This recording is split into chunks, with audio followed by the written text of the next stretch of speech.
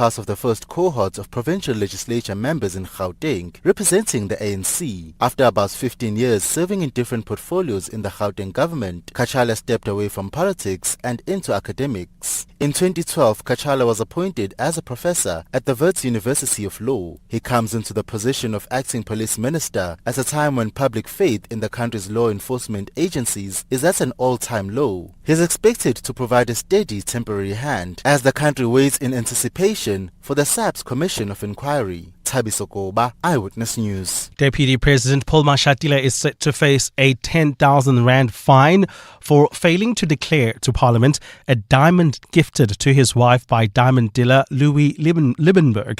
Liebenberg is currently facing a raft of corruption charges related to diamond dealing. Parliament's Ethics Committee has rejected Mashatile's excuses for why he did not declare the diamond after the DA laid a complaint earlier this year. Lindsay Dentlinger reports. In the confidential section of last year's register, Deputy President Paul Mashatile has been found wanting. In his defence, Mashatile said he was waiting for the diamond to be appraised to determine its value before declaring it, and that he since surrendered the stone to the National Prosecuting Authority. But the Ethics Committee was of the view he should have declared it first and submitted a value later.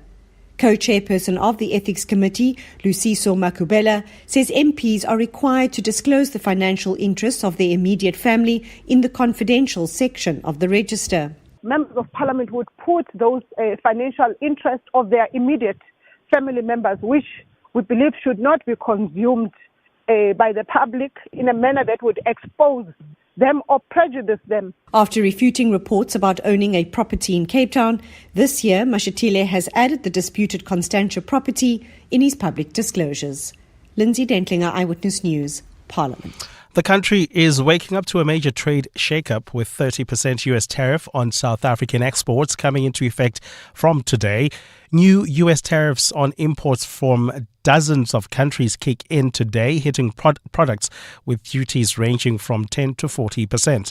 The move comes after President Donald Trump signed an executive order which he says is aimed at protecting American industries and reducing the trade deficit. Political economist Dale McKinley says local industries are bracing for major losses as the impact could be massive for many of them. We know that the sectors that are going to be most affected, we basically have the agricultural sector, particularly citrus, the wine sector to some extent. We have the automotive sector, particularly manufacturing components and car components, and we have the steel and aluminium sectors as well. So those are some of the key ones. And the death toll from Russian missile and drone strikes on Kyiv has risen to 26, including 3 children. Ukraine's Interior Ministry says the number has been revised after rescuers retrieved 10 bodies from the rubble of a residential building. Kyiv says 159 people were wounded in yesterday's attack. Gold is trading at $3,293.03 an ounce. The rand is at 18.21 to the dollar, 24.05 to the pound, 20.80 to the euro. Brent crude oil is at $71.79 a barrel. And in the traffic, we've got delays reported on the M1 North. This is between Boysons Road all the way towards the Car Street exit. If you are traveling in the Edenville area, specifically heading towards the Kilulis turnoff, do expect delays on the R24 West between Edenville Road and the Kilulis interchange. A fine Friday in store for Gauteng. The temperatures will peak at highs between 19 and 21 degrees. The top story in EWN this hour, Professor Firoz Kachalia is set to be sworn in as Acting Minister of Police today. EWN, in touch, in tune and independent. For the latest, visit ewn.co.za or download the EWN app. What are the matters that matter to you? 702 Listens. You're with Clement Manyathela On 702.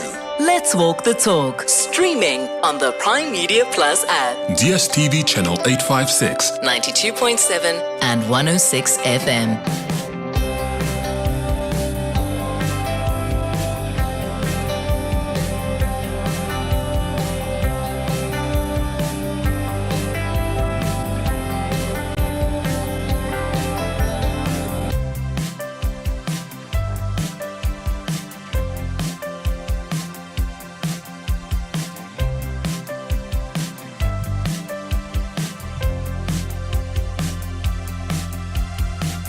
6 minutes after 9 o'clock. Dumelang. Happy Friday. Welcome to the Clement Manyathela Show. Thank you for joining us here on 702 as we wrap up the week. And I really hope you're good this morning. I hope the week has been well for you so far.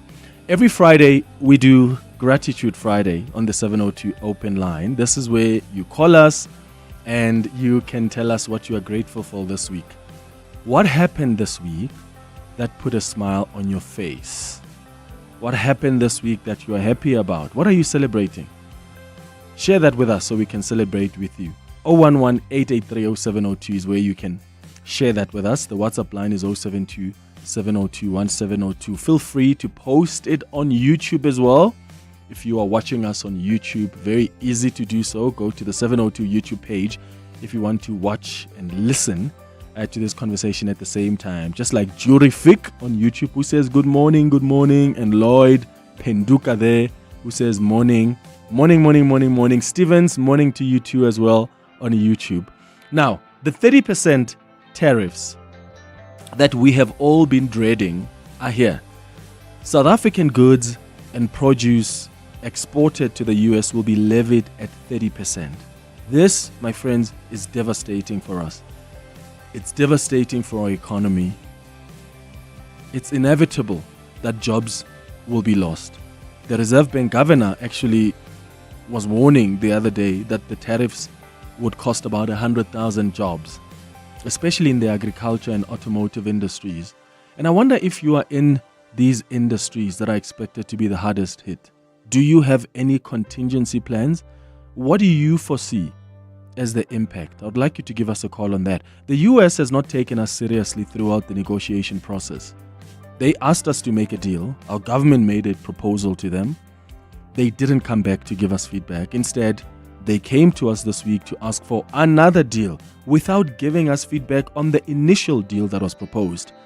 And now we're stuck with 30% tariffs that are no doubt going to devastate some industries. Listen to what Minister of Trade and Industry, Paksta, said last night on Face the Nation as we were counting down hours before the tariffs kick in this morning. What does that mean for the offer you announced a day ago when you said that we are offering about 60 billion rand in private investment as part of the deal? Is it fair to say that they rejected that deal? That's why they said to you, go make another offer? No, they haven't given us any feedback. But how do you make a new offer? The offer that we've made this week, the announcement we made was to confirm what we initially offered. Remember when a while back. A while back. Yes. To which we haven't received a response. And now we engaged with them last night, and the last message was, look, revise your offer. But you haven't given us feedback on the initial offer. Exactly the issue. But that's the reality of the situation we're dealing with. We're now having to revise the offer, put it there, and as you say, it's a wait and see. Are you really hopeful, Minister? Because it looks like, this is crunch time for people to really be moving the way that they're moving, where they're not even giving us feedback on the initial offer we've made, but they want us to make a revised offer. Should we not be planning for what seems like is the inevitable here? We've been planning for different scenarios. We've worked on a response package depending on what the scenario could be. So you have to work on the basis that even if we get the revised offer agreed, you could still get an additional tariff. We've seen it with many other countries, whether it's 10, 15, 21, 30%, even after the deal has been signed. So it doesn't mean that having an offer doesn't come with a tariff increase on your side. So how you plan is what's the worst case scenario? On the worst case scenario, what do we do? Yeah. And we've worked comprehensively on what sort of package do we put in place to support industry. So that's Pakistan last night before the tariffs kicked in this morning. So the US was clearly ignoring us. They were not interested to engage us. Let's hope that government will be able to assist the industries that will be hardest hit. Government has already indicated that it's looking at possible tax incentives. It will look at providing businesses with alternative markets, because we do need new markets for our exports. And we must capitalize on the Intercontinental Free Trade Agreement, maybe look within the BRICS bloc, even though Donald Trump doesn't like that. But also finding new markets is not as easy as that. The conversation about new markets implies that we have businesses that have markets that are lined up elsewhere, that they can readily pivot towards. But you have to consider costs of access and even the consumer buying power of those alternative markets. So it's going to be rough for sectors like agriculture and automotive. So let's hope that it won't be that bad. What consequences do you foresee from today as the tariffs kick in? Are you in these industries that are expected to be hardest hit?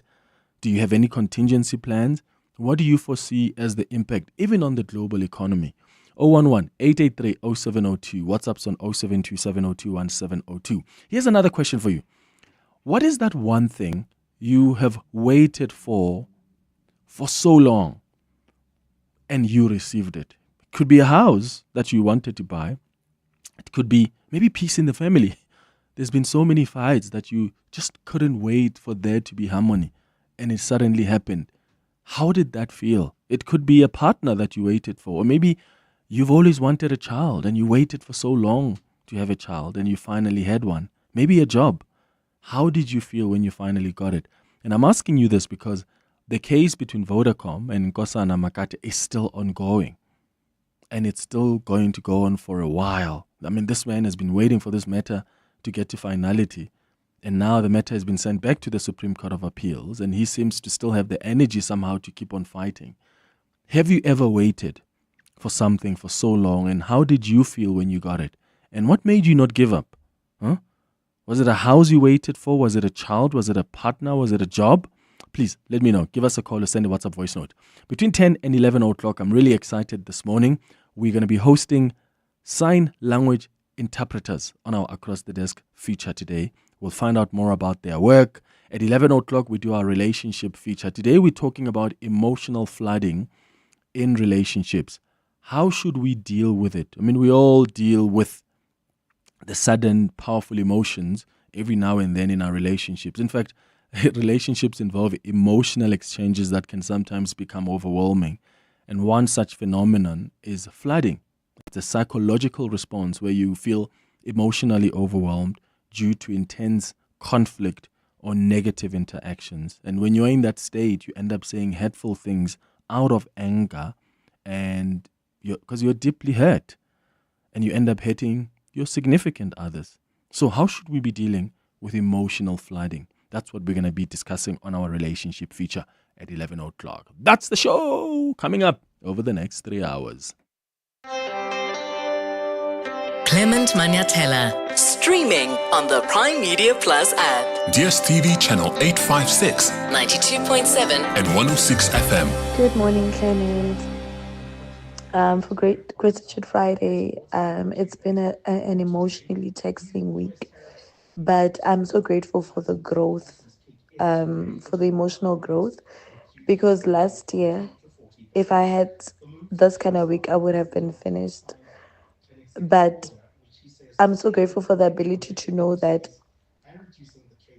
I'm going to get out of it. It's not gonna finish me. It's gonna pass, like every other thing that I've been through. And yeah, that's what I'm grateful for, that I'm able to recognize, darkness and not let it, finish me off. Good morning, Clement and team. I am grateful this morning because it's my first day at my new job. Good morning, Clement. Great show as always. Regarding the farmers, automotive sector, and everybody else who stands to lose a lot of business by the US tariffs, blame Solidarity and AfriForum. Those are the organizations that have gone out of their way to badmouth South Africa. We are getting a raw deal from the US, and farmers have nobody else to blame but Solidarity and AfriForum. Those are the guys who put us in these situations. Thank you. Morning, Clement and the team. For me, I watched the interview yesterday with the Minister of Trade. And then when I saw that, and I thought to myself, well, we knew that it was not going to be easy anyway. So we need to move from it's going to hurt to what do we do moving forward? Because also, there's us sitting and crying, it's not going to help anyone. So we must do something like a plan B and a C. Because I always hear people saying when Trump is gone, and there's no guarantee that when he's gone, the new person who's going to come in won't do the same thing. So we need to look forward to the future and making America less of our traders so that we look for other countries as well. So we need to move forward. We must stop crying now, and then we need to plan properly for the future of this country.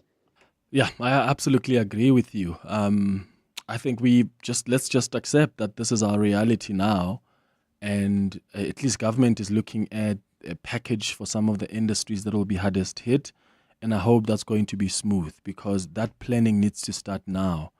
But make no mistake, we are going to feel the pinch of this decision to impose the 30% tariffs on our produce, on our goods, especially the agriculture and automotive sectors.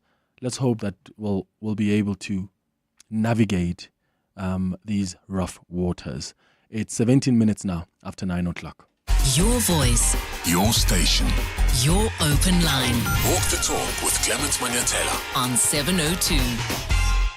Have you ever heard of something called, is it telephobia? Yeah?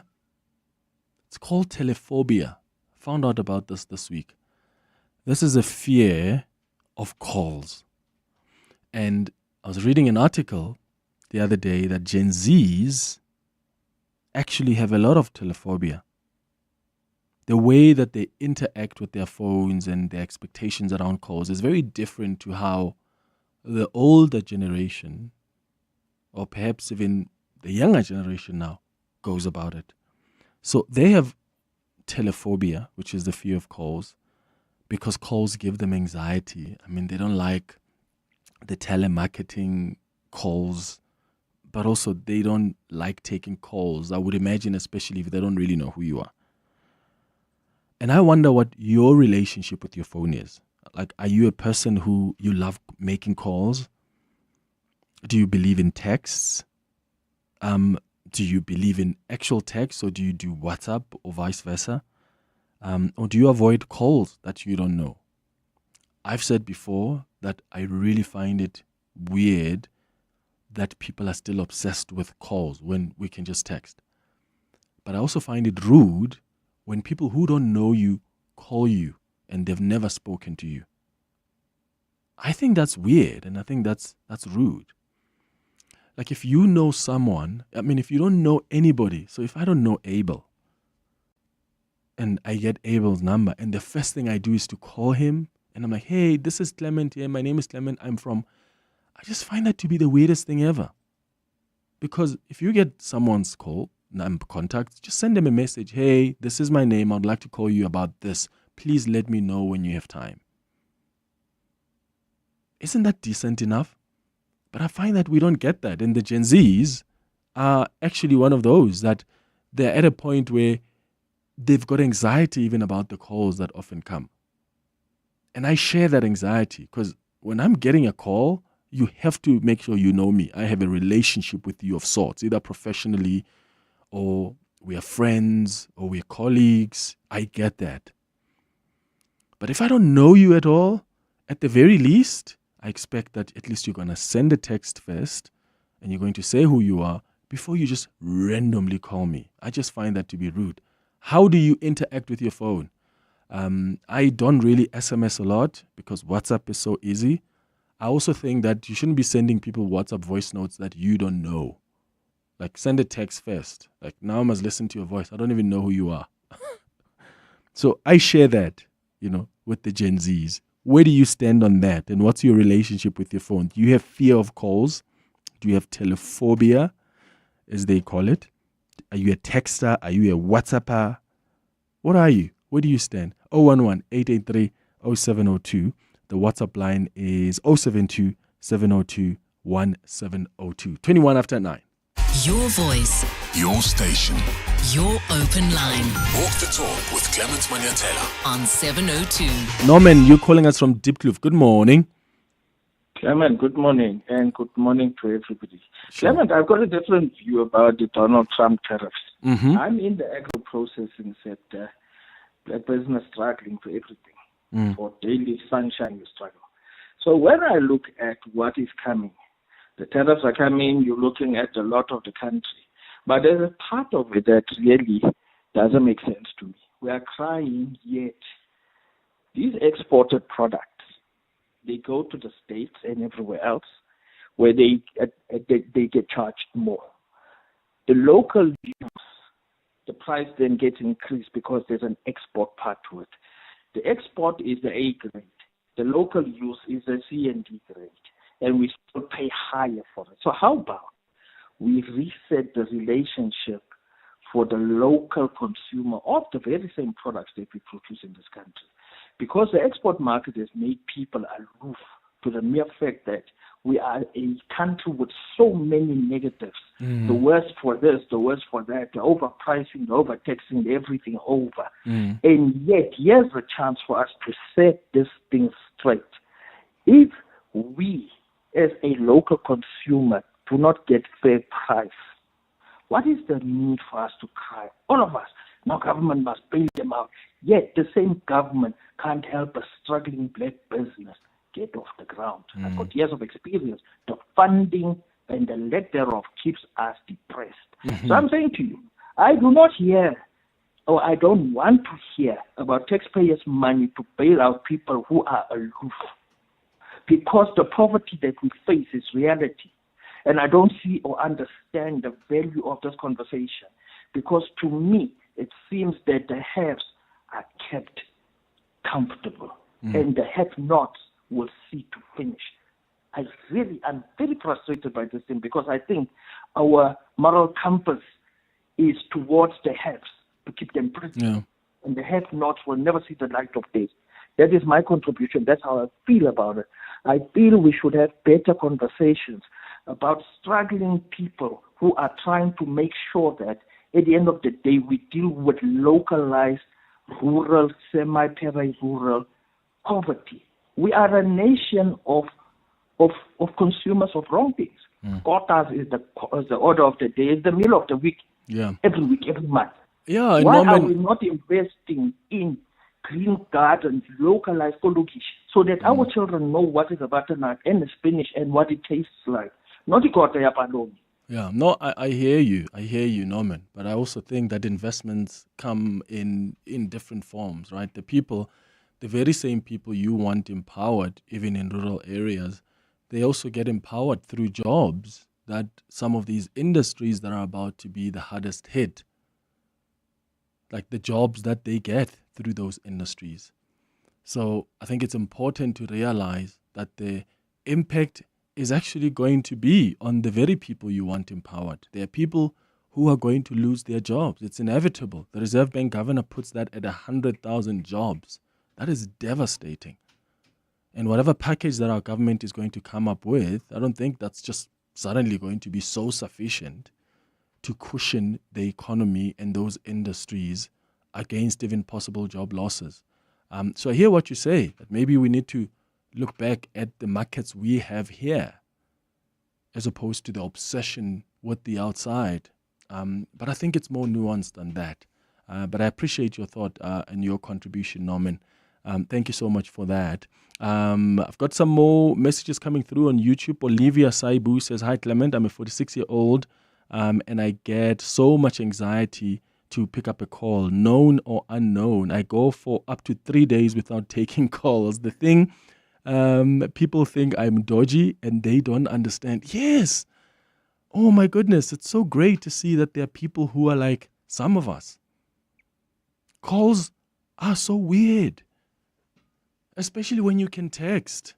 You know, I used to get it at least with the older generation that, okay, they don't have WhatsApp or they prefer like just the instant communication of let's speak now on the phone. But yeah, some people just love calls unnecessarily. Like it's so stressful. It gives many of us anxiety. Phumlani, you're in Pretoria. Hi. Hey, Clement, how are you? Hi, Kimnat. How are you? Good. I haven't spoken to you in a while. Hey, man, I think, Clement, I once had a traumatic situation whereby I used to have a friend. She was a lady. We were very close, so she was going through a lot. So she was emotionally dependent on me. So she used to call me a lot, and we'll talk for hours. I'm trying to say, we spend more time talking, I'm trying to say, and I'll kind of like give the solutions, I'm trying to say, well, I know, but just try and deal with this bit. So there was a point in time where I was sitting with my girlfriend, so I couldn't pick up the phone because we were going to be wait. Because normally we spend a lot of time talking and stuff like that. And I didn't even text her back to say, what, I'm in this situation, right? I just avoided her calls.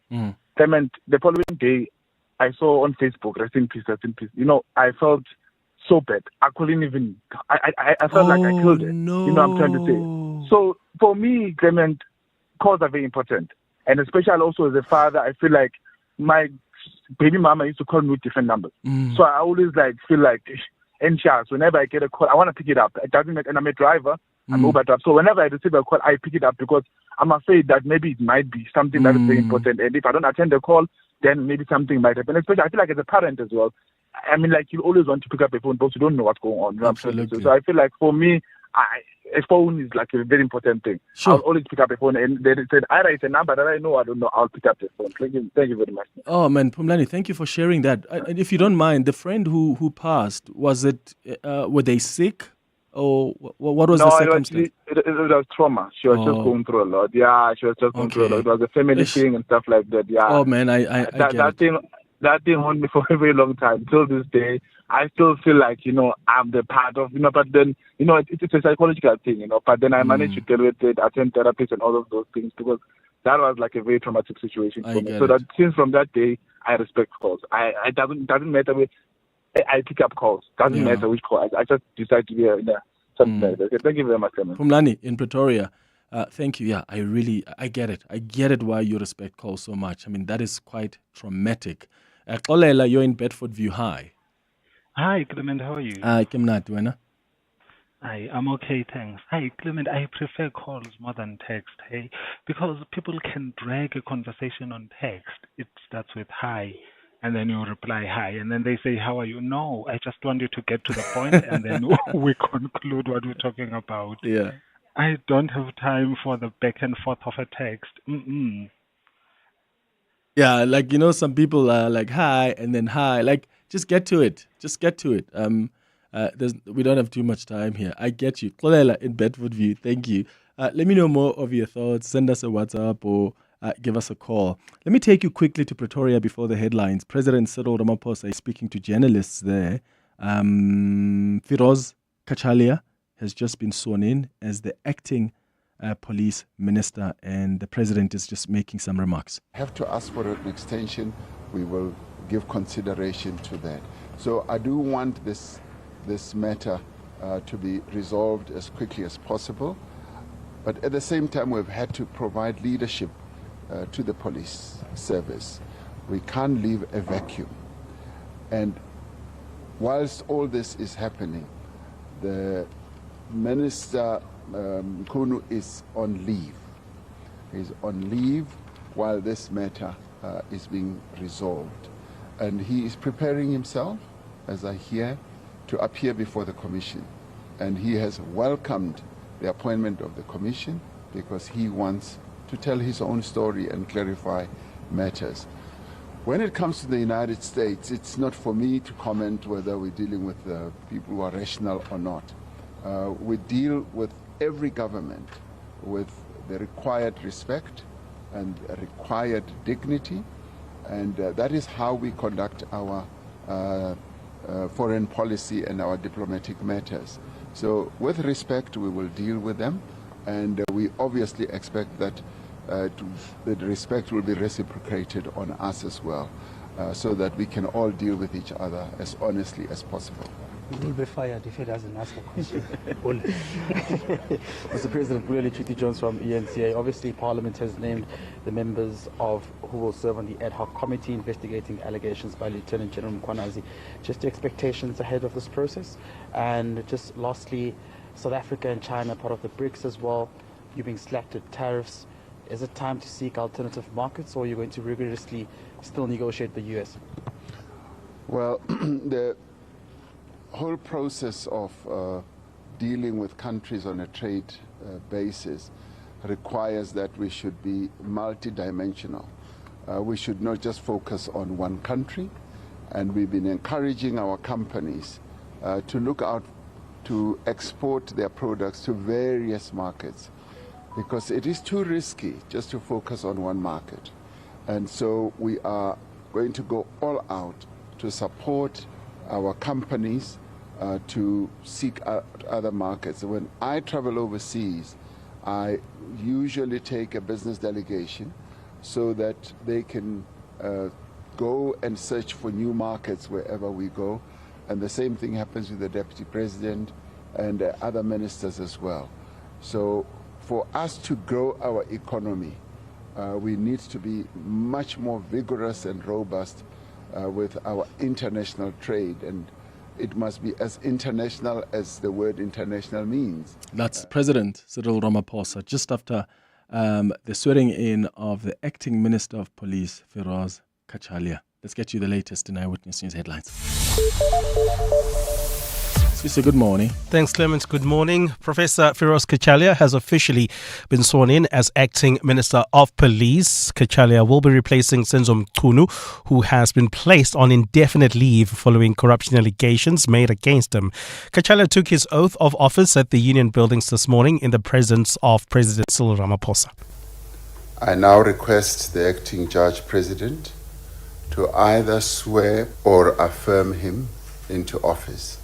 I solemnly affirm that I will be faithful to the Republic of South Africa and will obey, respect and uphold the Constitution and all other law of the Republic.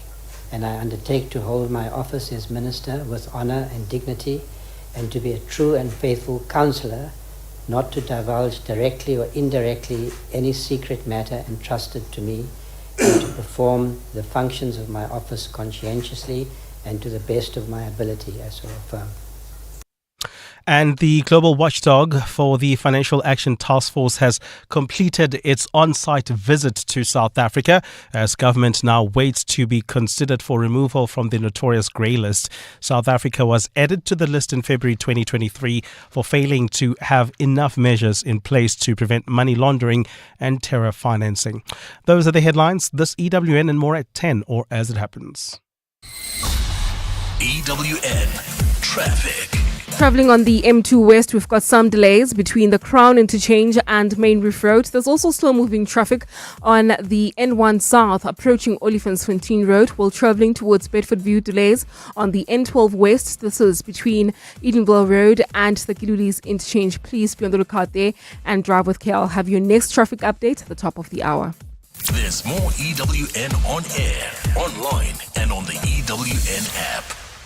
Africa Milani. Weekday mornings, 4 to 6. How are exporters based in South Africa exporting manufactured goods and services to America going to be affected by this tariff hike? Essentially, what's going to happen is that the goods that we have been exporting to the United States, oftentimes under AGOA, fairly duty-free, are now going to attract 30% tariff. And what that's going to mean is that's going to make them less competitive in the United States market. Dr. Dale McKinley, political economist, reflecting, of course, on those sweeping tariff changes that are coming in from Trump administration, including South Africa being slapped with 30%. Africa Milani. 4 to 6 on 702. To every 702 lender who laced up, showed up and walked the talk with us this past Sunday, thank you. The 702 family loved every moment of walking, of talking and connecting with you on the route. You made the 2025 702 Walk the Talk one for the books, and we can't wait to do it all again with you next year. Here's to you, 702 lenders. And here's to the 2025 702 Walk the Talk, hosted by Freedom Park in the city of Tshwane.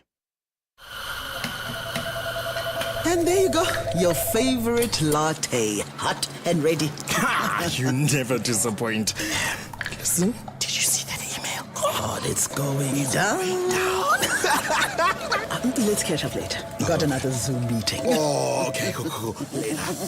Meet our audience. They are working, living their lives, sharing stories, and always listening. So if you're going to interrupt them, it better be good. Prime Media Broadcasting Sales. We help you connect with every productive, innovative, and dynamic individual in our audience. From the open plan office to the executive suite. Contact us at advertise@primemedia.co.za today. My family's struggling with snotty noses and phlegmy coughs. Oh no! Have you tried ACC? ACC 600 is a convenient one-a-day effervescent tablet from 14 years of age, or now also in a no water needed fruity flavored sherbet-like granules that dissolve in your mouth. Ideal for the on-the-go adult. Ask for ACC 600 effervescent or oral powder at your nearest pharmacy to get rid of the snotties and flemings. And trust, if it doesn't say ACC, it's not ACC. At Bright, we don't just provide business insurance, we insure your business's future success. Because your business is so much more than desks and computers and equipment, which is why we use our specialist expertise to tailor solutions for each client differently to ensure what's really important. So insure your businesses. Financial security. With Bright today, contact your broker or go to brightinsure.co.za to find out more.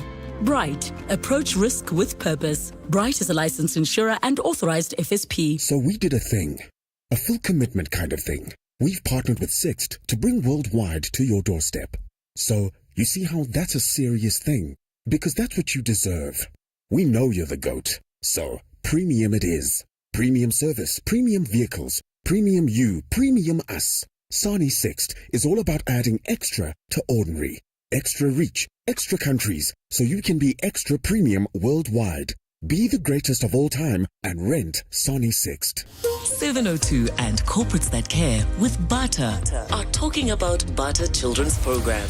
We've run school donations, volunteer days. We have about 82 people in our head office in KZN. They frequently go down to the Malvern Children's Home. The Malvern Children's Home is a home for orphans that we've adopted basically in the KZN region. We've assisted them with jungle gyms, water tanks, stationary libraries. We've built a library for them, as mentioned. Unfortunately, the Malvern's Children's Home has a R1 million debt, water and electricity debt. Sure. So we've created a GoFundMe page, and a portion of the proceeds from our Mandela Day shoe sales will go towards this cause. So when corporates choose Toughies for their Mandela Day giving, they're not just buying the school shoes, they're helping children keep their home running. From jungle gyms to school supplies and life-changing donations, Bata is building brighter futures. Visit bata.co.za to learn more. 702. Let's walk the talk. Your voice, Your station. your open line Walk the talk with Clement Manyathela. on 702. 22 minutes before 10 o'clock, we do Gratitude Friday on the 702 open line every Friday. But I've also been asking you about your relationship with your phones. Are you someone who has telephobia? Do you take phones? Do you not? I'll come to those messages in a moment. Let's start with Gratitude Friday now. Mina, you're calling us from Johannesburg. What are you grateful for? Good morning. Hi, are you talking to me? Yes. Go ahead. Okay, great. I'm very grateful for my students who've done so well in their mid-year exams. I teach children study skills and exam technique. And exam technique makes all the difference. It gives them the confidence to really do well. And for many of these students, it's been a long and hard road, a difficult road. But knowing how to answer the questions has made all the difference. Oh, that's amazing. And I've been doing this for 40 years, so to see these results is just fantastic. I wonder if I can quickly give my phone number. Would you allow that? Yeah. At what level do you do this, Mana? So I do it from grade 6 to matric. Yeah. And believe it or not, I've taught every single subject in every grade. So this is like what, after class, after school? After class, privately, yes. Oh, perfect. Here's what I'm gonna do, Myrna. I'm gonna put you back to the producers, leave your numbers with them, and then should anybody call us who needs that service, we will send your number over to them. Myrna, thank you so much for your call. Hi, Clement. Yeah, no, this was a rough week, but it's all ended well. My mom went through they put something in her heart, a stent or something, to boost their heartbeat. And I was worried because, she's 68 and not in the best shape of her life. But yesterday we got a call to say she's been released. I don't know what's the medical term for it. So yeah, it's been a blessed week. And I hope everyone has a good time as well. Thank you.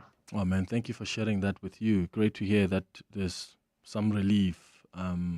Thank you. And I really hope your mom gets better as the time goes. It's 19 minutes before 10. Your voice, Your station.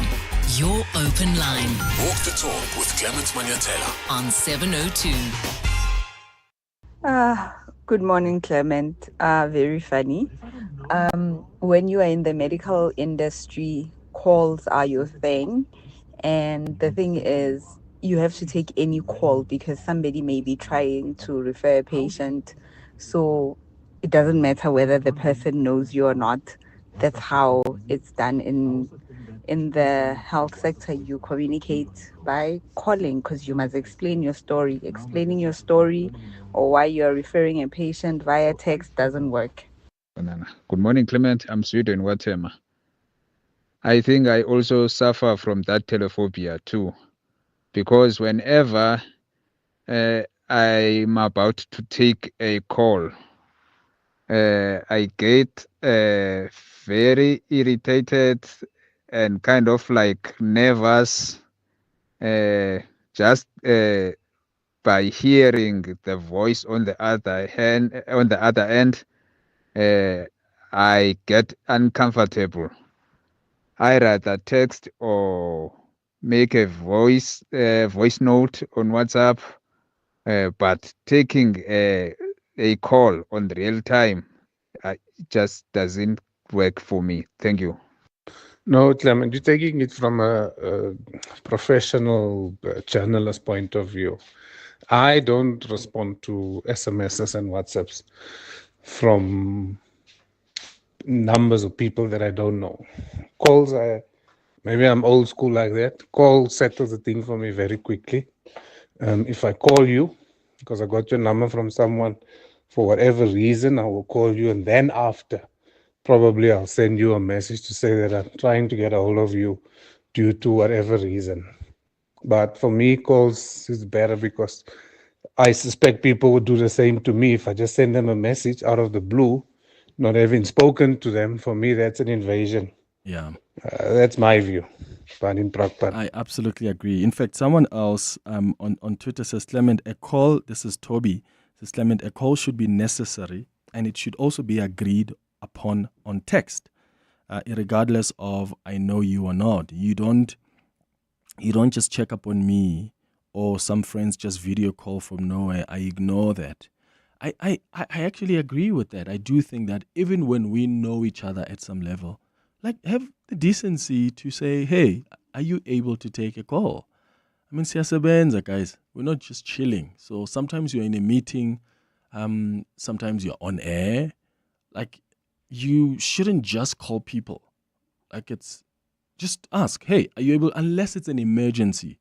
And for me, that's why I always get anxiety about calls, because I'm thinking, oh my goodness, this person couldn't text me about this, so it must be serious. Like, it must be an emergency. Don't get me started on the people who just video call you out of nowhere. Anne, you calling from Benoni. Good morning. Hello, Morning. Anne. Hey. Hi.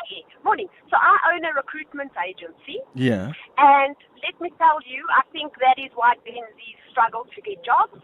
That is why Gen Zs don't have a sense of urgency because nobody wants to answer their phone. Yeah. If you're serious about something, you call me, I call you, and we get the business done. End of. Don't understand why I need to first send you a text message. It doesn't make sense.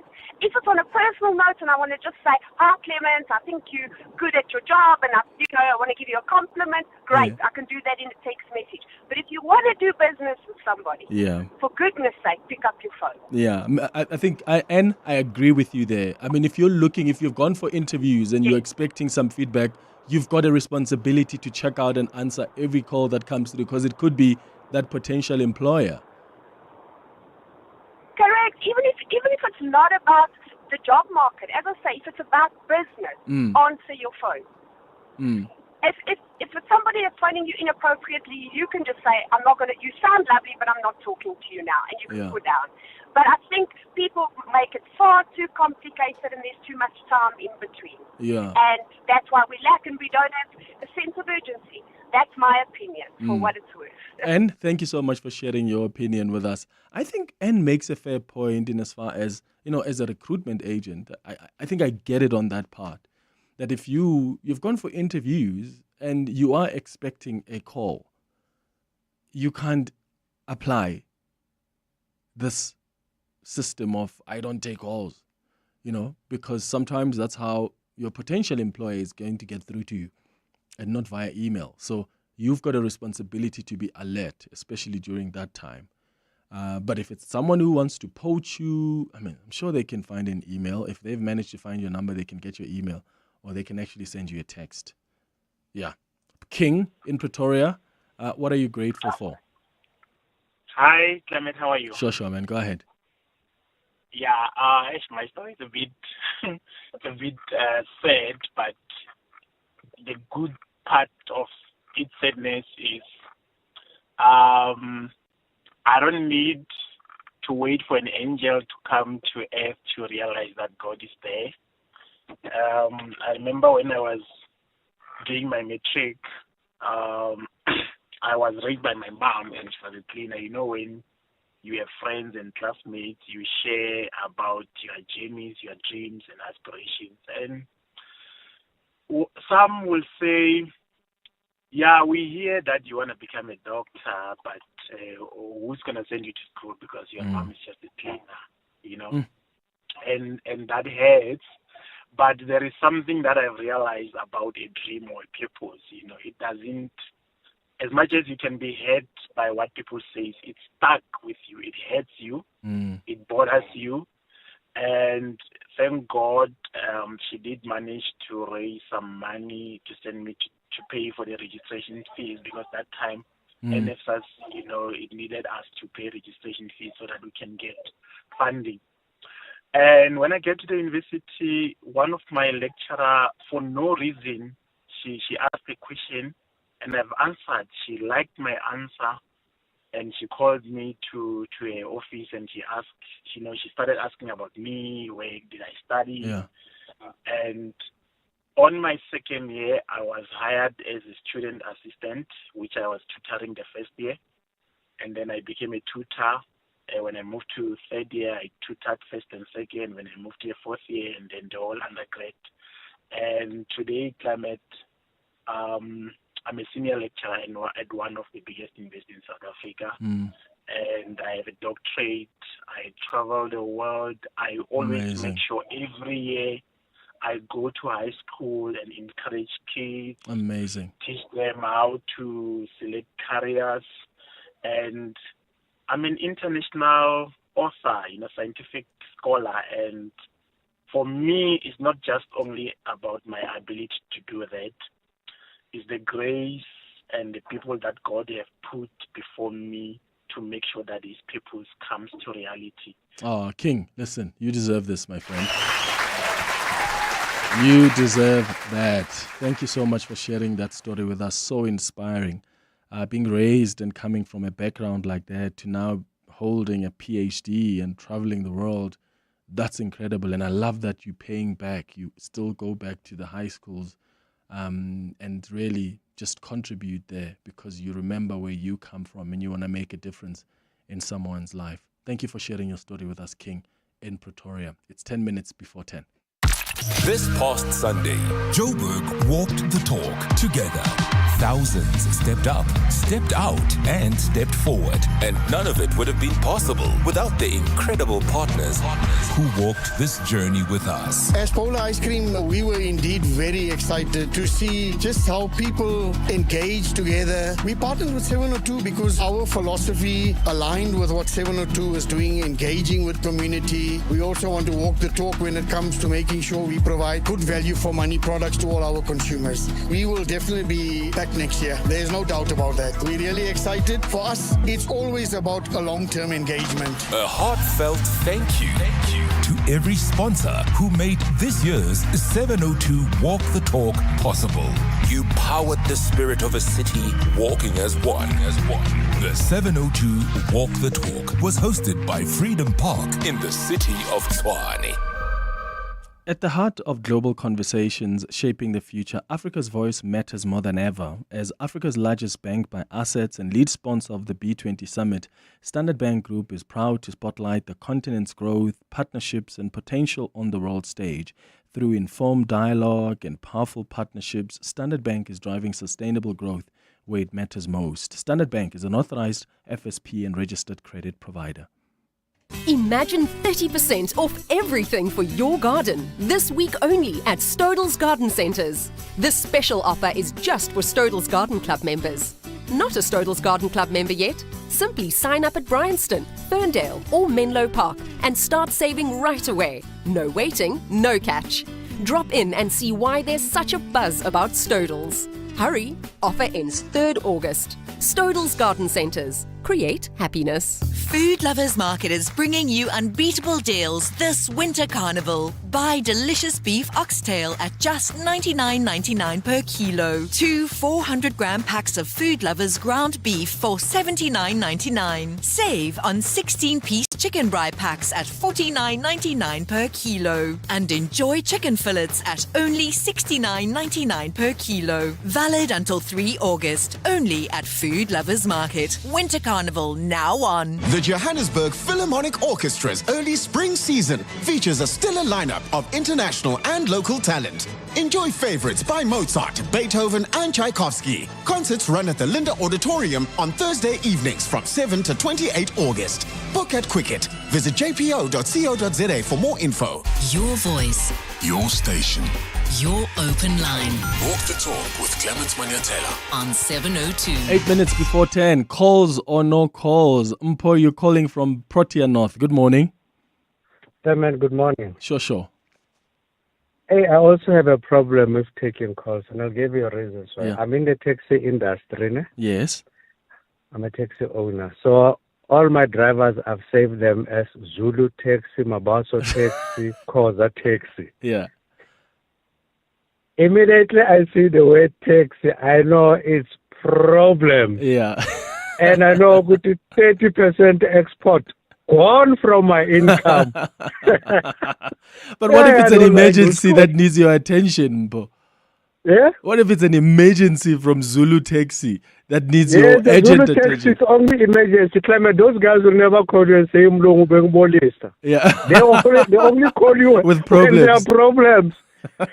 And money gone, Clement. I'm telling you, I don't like those. Yeah. I don't like those calls, Clement. No, I hear you, Mpo, in Protea North. Tlulugelo, you are in Murumela in Mpumalanga. Hi. Clement, good morning. It's Muremela. Sure. Go ahead. On Tuesday, this very week, I received a call. I always take calls, by the way, irrespective whether it's a sales call or what. I always take calls. So with this one, what stood out for me is that it actually saved me something that could have jeopardized the plans that I have for myself and my family. We're planning to apply for mortgage bond.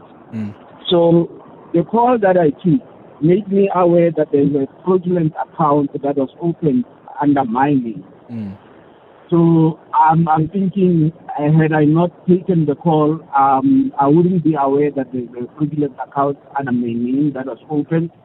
And then chances are I wouldn't be working on getting that resolved and getting my credit profile cleared from that fraudulent account. Oh, you could have checked your bank statement, Tlulugelo. No.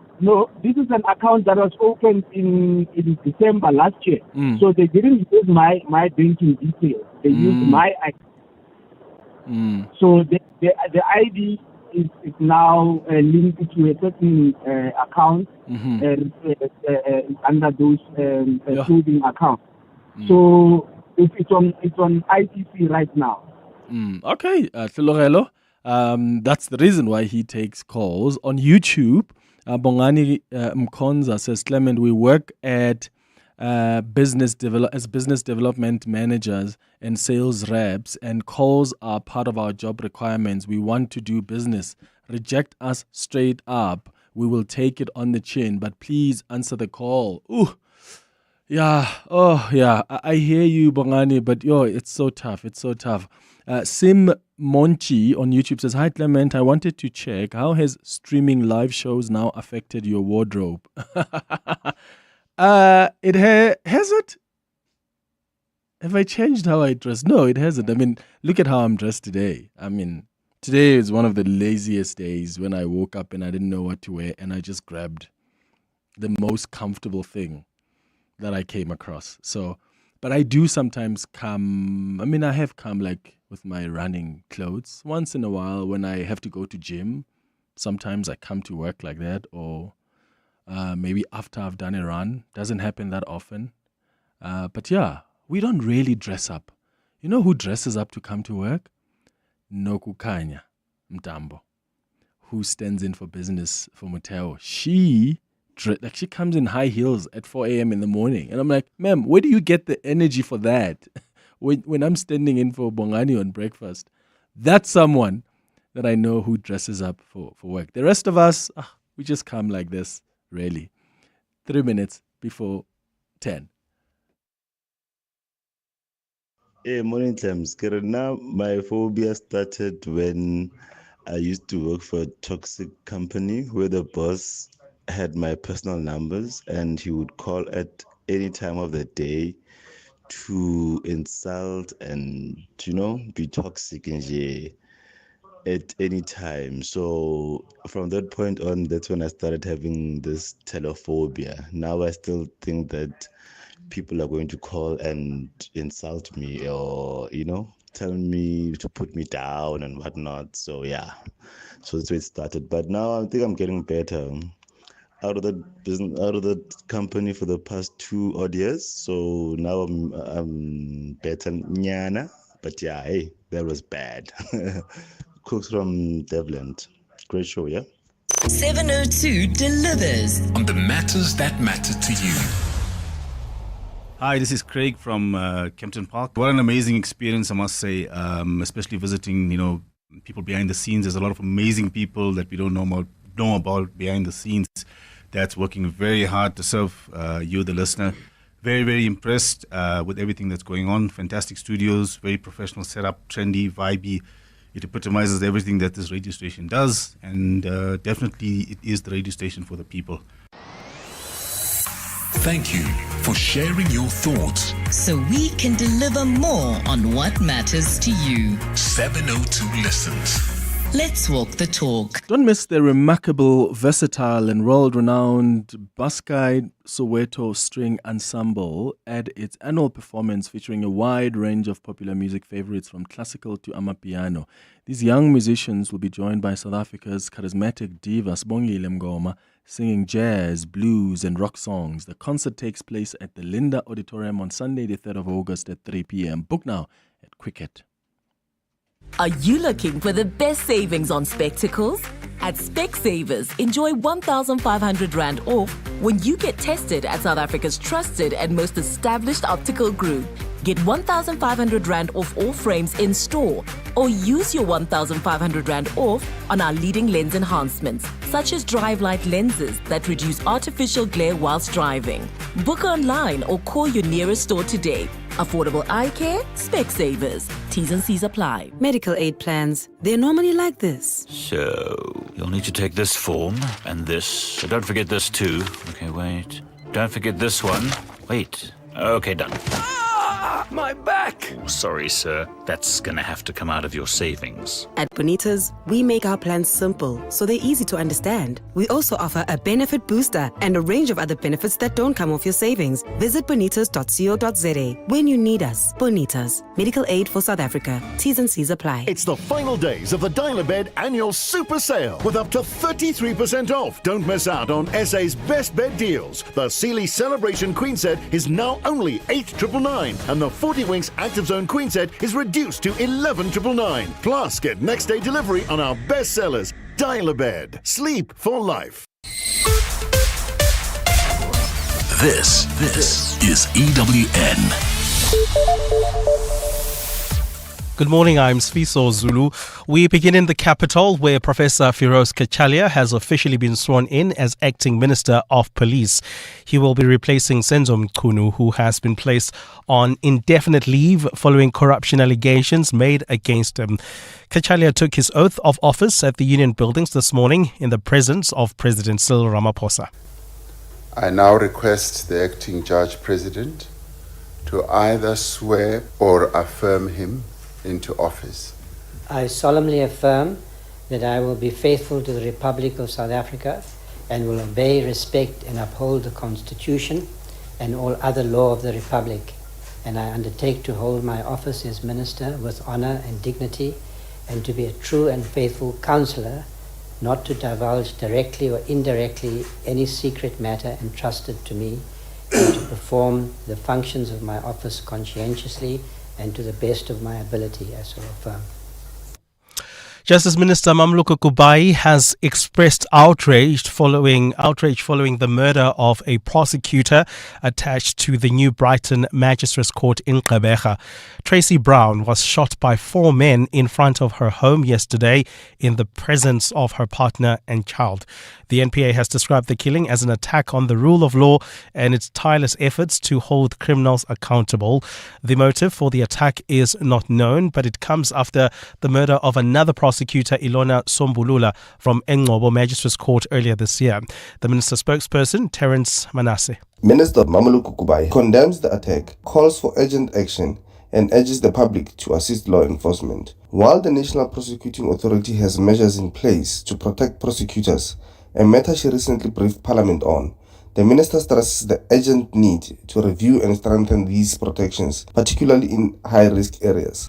South Africa woke up to a major trade shake-up with a 30% US tariff on exports coming into effect from today. New US tariffs on imports from dozens of countries kick in today, hitting products with duties ranging from 10 to 40%. The move comes after President Donald Trump signed an executive order which he says is aimed at protecting American industries and reducing the trade deficit. Political economist Dale McKinley says local industries are bracing for major losses as the impact could be massive for many of them. We know that the sectors that are going to be most affected, we basically have the agricultural sector, particularly citrus, the wine sector to some extent. We have the automotive sector, particularly manufacturing components and car components, and we have the steel and aluminium sectors as well. So those are some of the key ones. And global watchdog, the Financial Action Task Force, has completed its on-site visit to South Africa as government now waits to be considered for removal from the notorious grey list. South Africa was added to the list in February 2023 for failing to have enough measures in place to prevent money laundering and terror financing. Government says it's now completed the 22 action items imposed by the FATF to tighten its anti-corruption systems. Lindsay Dentlinker takes a look. The FATF's Africa Joint Group conducted its on-site assessment on Tuesday and Wednesday in Pretoria, the last step before South Africa is considered for removal from the grey list. The National Treasury says the visit included meetings with government officials and representatives of financial and non-banking institutions. The group also met with Deputy Finance Minister David Masondo and Deputy Justice Minister Andries Nel, both of whom assured the FATF of the political commitment to continue improving the anti-money laundering and combating of financing of terrorism system. This week's visit follows a June announcement that South Africa had worked its way through the action plan to rectify the system, including the passing of legislation last year. The FATF's Africa Group will now compile a report for consideration by the plenary in October to decide South Africa's fate. Lindsay Dentlinger, Eyewitness News.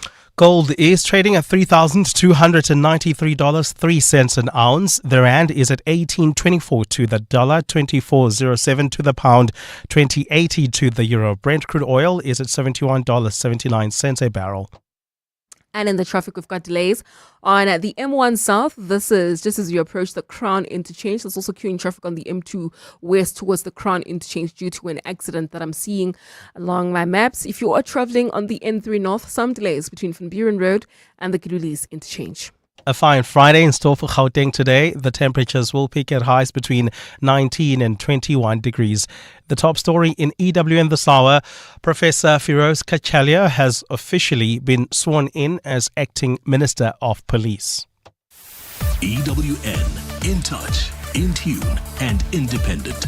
For the latest, visit ewn.co.za or download the EWN app. 702. We're listening to you. You're with Clement Manyathela On 702. Let's Walk the Talk, streaming on the Prime Media Plus app, DSTV channel 856. 92.7 and 106 FM.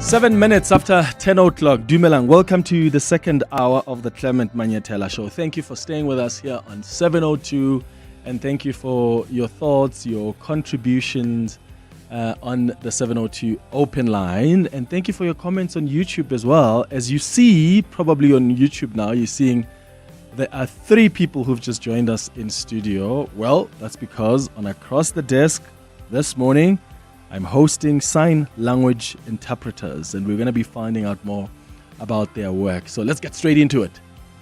Across the Desk With Clement Manyathela. on 702. So if you are watching us on YouTube, you'll probably learn a thing or two in as far as sign language is concerned. I think I'll ask them to teach me something basic. And because you're watching on YouTube, you can learn together with us, right? If you want to go check it out, just go to the 702 YouTube page to watch and listen to this conversation with sign language interpreters. And we want to find out more about the work that they do. And if you've got some questions, some inputs, or maybe you are in the industry yourself, you can give us a call on 011-883-0702 to share your experiences with us. The WhatsApp line is 072-702-1702. Let me introduce you to my guests. We've got Eula Dunstone in studio with us. Thank you so much for coming through. How are you? Thank you. I'm good, and you? How do I say hello? So just hello. Just that. Yeah, hello. So from your forehead, yeah. Yeah. Hello. Hello. Yeah. That's or it. You could actually just wave. Or If you just forget even that, wave. you could actually just say. Okay. Hello. Eula Dunstone. We also have Sinovuyo Fihlani, who is also a sign language interpreter. Sinovuyo, thank you so much for also coming through. How are you? I'm good. How are you? Good. And then we've got Eugidia Jose, who's also a sign language interpreter. Eugidia, thank you for also coming through. How are you?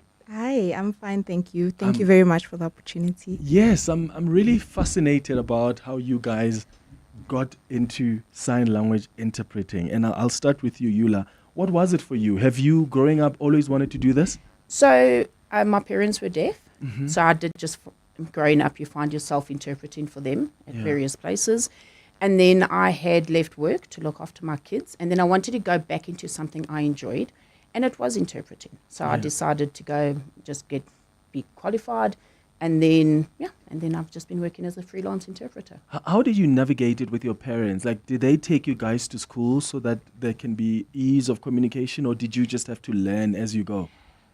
So people always ask that question, but it's like learning any language. You learn the language of your parents. Yes, So if they had yes. home signing to me, that's what I learned. Mm. I learned English because the rest of my family were year-in. You watch TV, you do go to a year-in school. Yeah. So I don't think, I don't think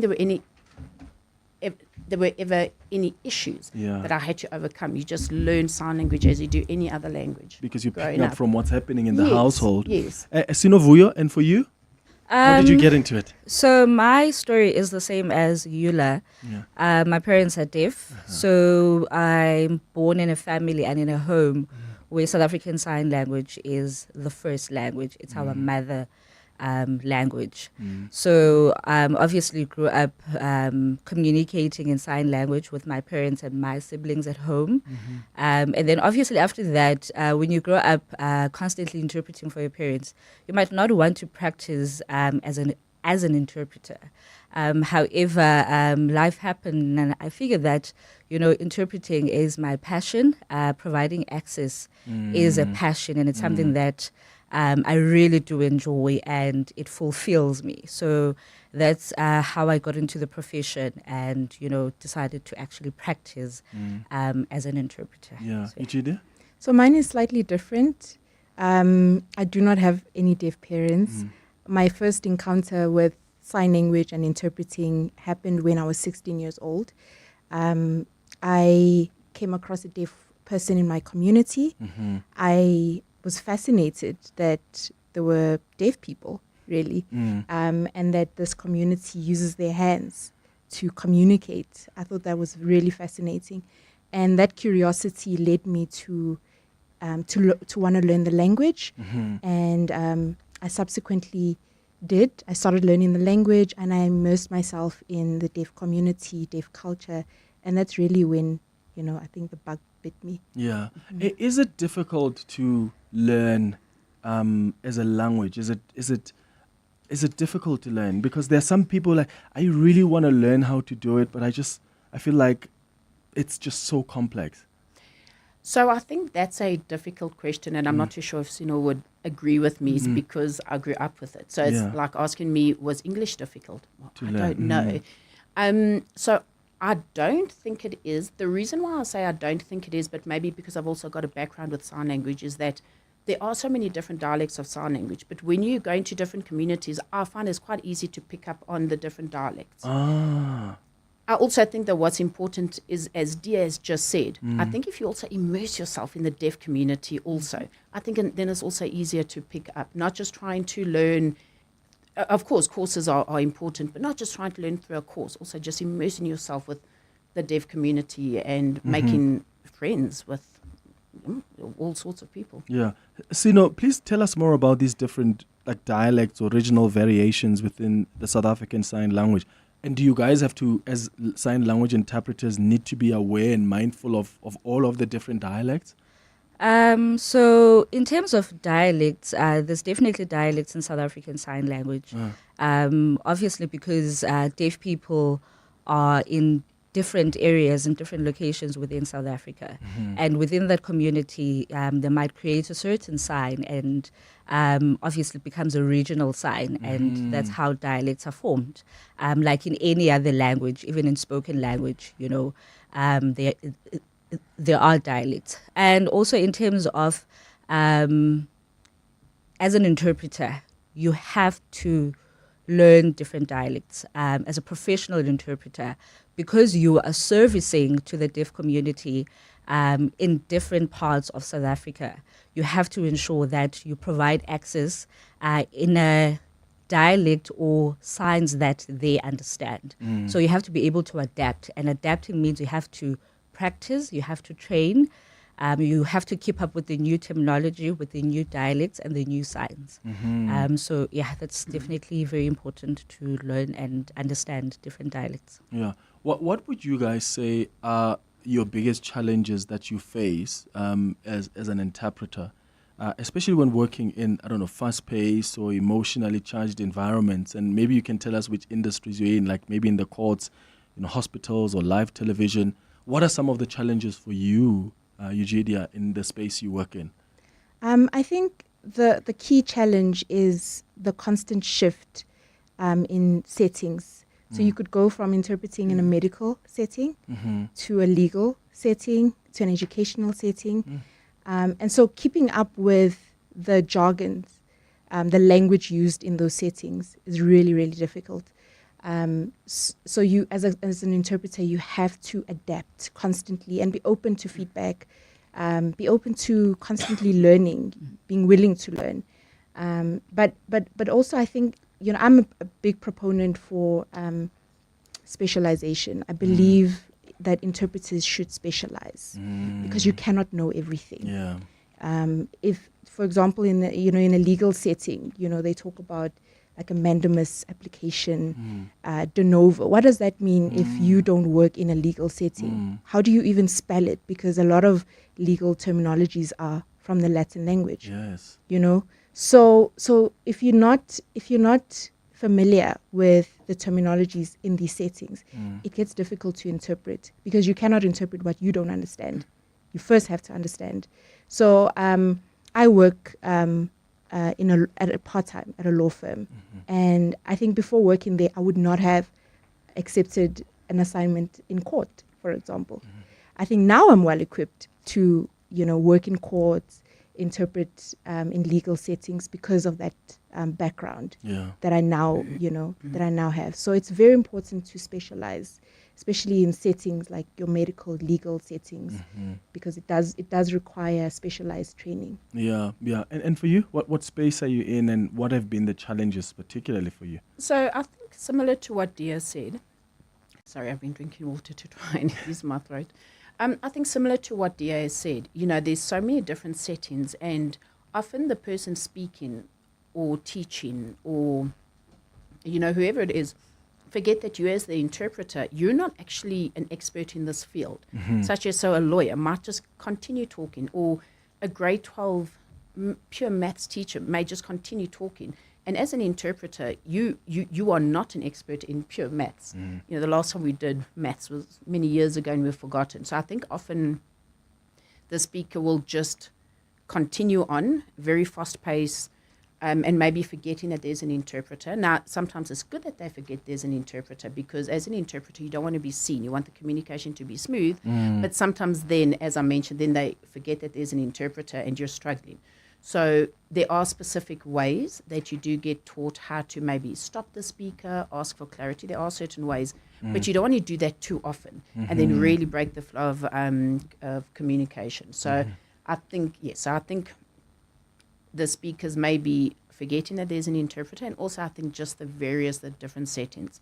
Some settings are just more difficult than other settings. Yeah, what space do you normally operate in? So I do a variety. So funny enough, I don't like doing courts, but I'll do educational settings, business meetings, sometimes medical settings. Yeah. Yes. Okay.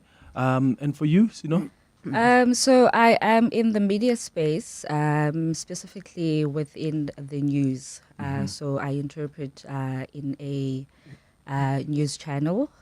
So that is the space that I am within, and it is a very different space. It's a space that requires you to have an understanding of the importance of working in a now. So it's like live. You have to ensure that you place yourself mentally, cognitively, in terms of information, in terms of keeping up with the news, in terms of keeping up with what's happening, not just in South Africa, but in the world. And also just ensuring that you can render and deliver the message across different people in South Africa, from the rural areas, in the urban areas, and your deaf audience have to understand you. So it's just you having to be able to ensure that your interpretation and will be able to get across to different people in different educational backgrounds, in different settings, from adults to kids, because you're actually servicing to everyone. So the media space is quite different. It's quite difficult. So if you're able to understand that, and you're able to produce in that standard and also providing quality at the same time. But yeah, other than media, I'm also freelancing. So I'm in different spaces, corporate, academic. So yeah. Do you guys ever make mistakes, and how do you deal with that? Of course you do. You do, but I think when you live on TV, you don't really have an opportunity to say, sorry, I made a mistake. You just have to keep it moving. And that's why it's very important that when you're working in that space, you have to be, your mind has to be leveled up. You literally have to give it 110. Your concentration has to be on par. You have to literally, know what you're doing at the point in time. But outside of it, if you make a mistake, we're human. At the end of the day, we're not robots, So you can then say, I made a mistake, or you can say, interpreter's mistake, and you have an ability to actually rectify the mistake that you have made. But the pressure is high. The pressure is too much. 20 minutes after 10 o'clock, I'm hosting sign language interpreters on our Across the Desk feature this morning. You're welcome to join this conversation on 011-883-0702. I'll take your WhatsApps as well on 072-702-1702. The Midday Report. Weekdays, 12 to 1. Are you of the view that it's simply too high for consumers and for workers in this country? It's been far too high for too long. And if we want to reduce unemployment, we have to get to an economic growth rate of 3%. The repo rate alone won't achieve that, but it can help nudge us in the right direction, and it can help make it easier for people to survive. Workers have been struggling to manage with the rising cost of living, from electricity prices to fuel and transport and food, all of which have increased far above the normal inflation rate. Matthew Parks. The Midday Report with Mandy Wiener. 12 to 1 on 702. Don't miss Baskai's one and only Joburg appearance in 2025. The remarkable, versatile and world-renowned Baskai Soweto String Ensemble will be performing a wide range of popular favorites from classical to amapiano. They'll be joined by South Africa's charismatic diva Sibongile Mngoma, singing jazz, blues and rock songs. The concert takes place at the Linda Auditorium on Sunday, the 3rd of August at 3 p.m. Book now at Quicket. If you want to know about the heart and art of jazz, look no further than the Standard Bank Joy of Jazz Festival, a grand ensemble of over 50 world-class acts across 4 stages for 3 whole days. That's right, from the 26th, 27th and 28th of September. The Santon Convention Center will be demure and sophisticated as the fine Standard Bank Joy of Jazz 2025 takes you deep into the heart, the art and splendor of jazz. Take me there. Book your seat via Ticketmaster now. Welcome to the brand new days. Sail the world with Norwegian Cruise Line, with more to see, more to do, and more to enjoy.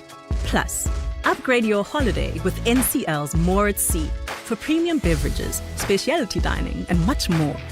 Think international cruising. Think NCL. For the best deals available, visit ncl.com or contact your travel agent. Restrictions apply. Welcome to the brand new days. Aquele. Aquele. Aquele. Aquela. Aquele. Aquili. Aquele.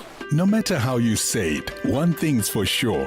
Aquele is South Africa's most loved water brand, refreshing you with pure natural spring water and delicious flavored sparkling drinks.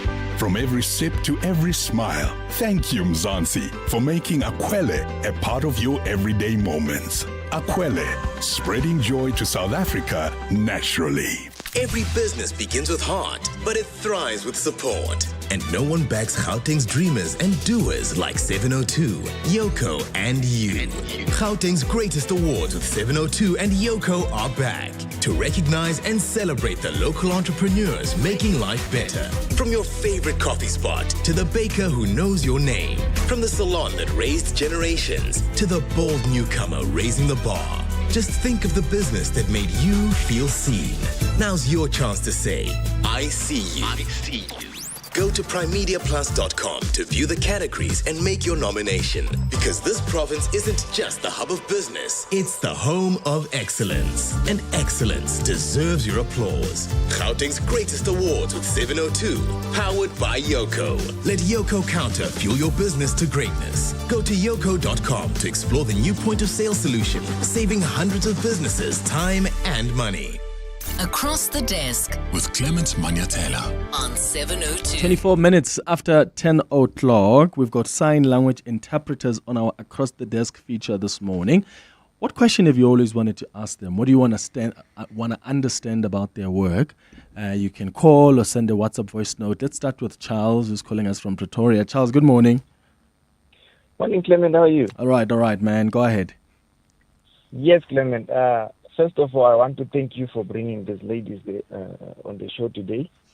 And I was one person that was also fascinated about sign language. Before, if I can just give you a small testimony, I used to drive commuter taxis. Yeah. So there would come people that are deaf, and now they want to tell you where they are going, and that time you don't even understand what they are saying. So it was something that was always in my mind to say, no, I need to learn, I need to communicate, I need to also know how to sign. So fortunately, a few months back, I managed to take a class at church. This one was offered at church. It's part of the curriculum of our young youth. They do sign language as an honor. So I was so happy because now I can sign my name, I can greet, I can follow as I sometimes watch on the news. Yeah. So I only did it once. So now what I wanted to ask is, where can we go and learn? Because it's nice also to learn that they have got dialects. So amazed. Yeah, that when you see them talking there, you think, okay, it's just something that they only understand themselves. But if you right now, if I can see on the news, I can actually follow with the volume low. I can follow and I can see how, or I can understand what the next person is saying. That's it's amazing. so amazing. So we are in a community where we are having more of them, but now sometimes you shy off because you cannot speak, you cannot sign, you cannot say anything. You are afraid to say something that is going to maybe, provoke them. Or maybe can be offensive. Yeah, I hear you, Charles. I'll ask them that question. Where do you study full time? Let's go to Phineas, who's calling from Johannesburg. Phineas, how are you? I'm good, and how are you, Clement? I'm all right. What's your story? Yeah, okay, thank you. This is an interesting topic. I have a team. I'm working for HWC Tower. Yeah. I'm a supervisor. I have two ladies who are deaf. So it's more interesting. I've learned to do sign language because these ladies will also always insist on saying, no, you don't have to write down. You have to do sign language. Yes. Yeah. So that's how I started to learn to do sign language. Yeah. Because even on the boards, there are those sign language for the alpha, the A up to Z. Yeah. With a sign language, and that's how now I started to do. Amazing. The ABCs. I know how to do ABC up until Z with sign language. That's amazing. Interesting it's more interesting to learn. So it's learning every day. We learn every day because now they don't want us to sit down and write. Yeah, got you. Phineas in Johannesburg, thank you. Let me take Barry as well in the Vaal. Barry, hi. Good morning, Clement. How are you? I'm all right, man. Go ahead. Good. Let me ask, while they were speaking, I was actually thinking, what was their reaction or their thoughts on the Yankees when he actually interpreted Nelson Mandela? During Mandela's What were they thinking? Yeah, what were they thinking about it? Yeah, got you. Barry, I'm sure, because we woke up to that later, because we watched it, but for some of us who don't understand sign language, we were like, oh, this guy's working. Until much later when people are like, no. So what did you guys think? And then I'll ask one of you to also respond to the question from Charles about where people can go study full-time if they want to study sign language. So I think on the Thamsanqa Yankees saga, I think it took what happened in the Nelson Mandela funeral for South Africa to actually take South African Sign Language and deaf people seriously. It was an unfortunate event that it had happened in that manner for them to actually be like, oh shucks, there's actually deaf people in South Africa. There's actually deaf people in our homes, in our community. And South African Sign Language is a language for them for accessibility and the importance of it. So obviously after that, there was a light bulb everywhere. Everyone was like, oh my God, this is serious. The world was looking at us, and it was humiliation. It was not the nicest thing that we are making headlines in other countries, because of having a fake interpreter. So I think from that, it was a wake-up call, not just to people at home, but to government, and also in institutions, in media, and in different spaces, that South African Sign Language is a language and there has to be respect around it. Absolutely. It is a right, it is a linguistic right for deaf people within South Africa. And there's importance into it. So, Did he know some basics? No, he didn't. He didn't know South African Sign Language. He didn't know. Goodness. He didn't know even the basics. He knew nothing about it. Oh my goodness. So Hectic. So it was. Yeah. Okay. After the headlines, I'll get you guys to respond to that question from Charles as well around where we can study full time. It's 10:31. Let's get the latest in Eyewitness News headlines. Fiso, hi. Thanks, Clement. Good morning. Professor Firoz Kachalia has officially been sworn in as Acting Minister of Police.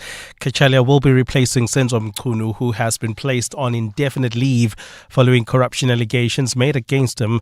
He took his oath of office at the Union Buildings this morning in the presence of President Cyril Ramaphosa. Finance Minister Enoch Godongwana says he's not yet able to appoint a pension fund expert from outside of government to be chairperson of the Public Investment Corporation. Godongwana says the law needs to change first before he can implement a long outstanding recommendation by the PIC Commission that recommended an independent non-executive chairperson be appointed. And now that Parliament has finally passed the budget, the ANC looks set to hold a National Executive Committee meeting. The party has postponed a series of NEC meetings, including a special sitting following the DA's refusal to support the fiscal framework in Parliament in April. The meeting, which kicks off today, will wrap up on Monday. And those are the headlines. This EWN and more at 11 or as it happens. EWN Traffic.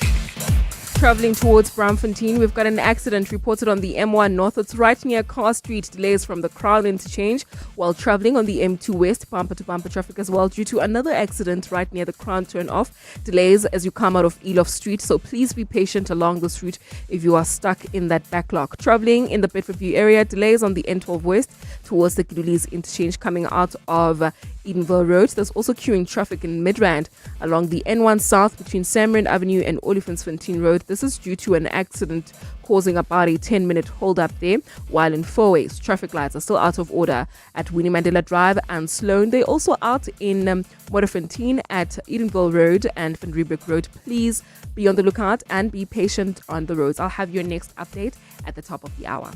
There's more EWN on air, online, and on the EWN app.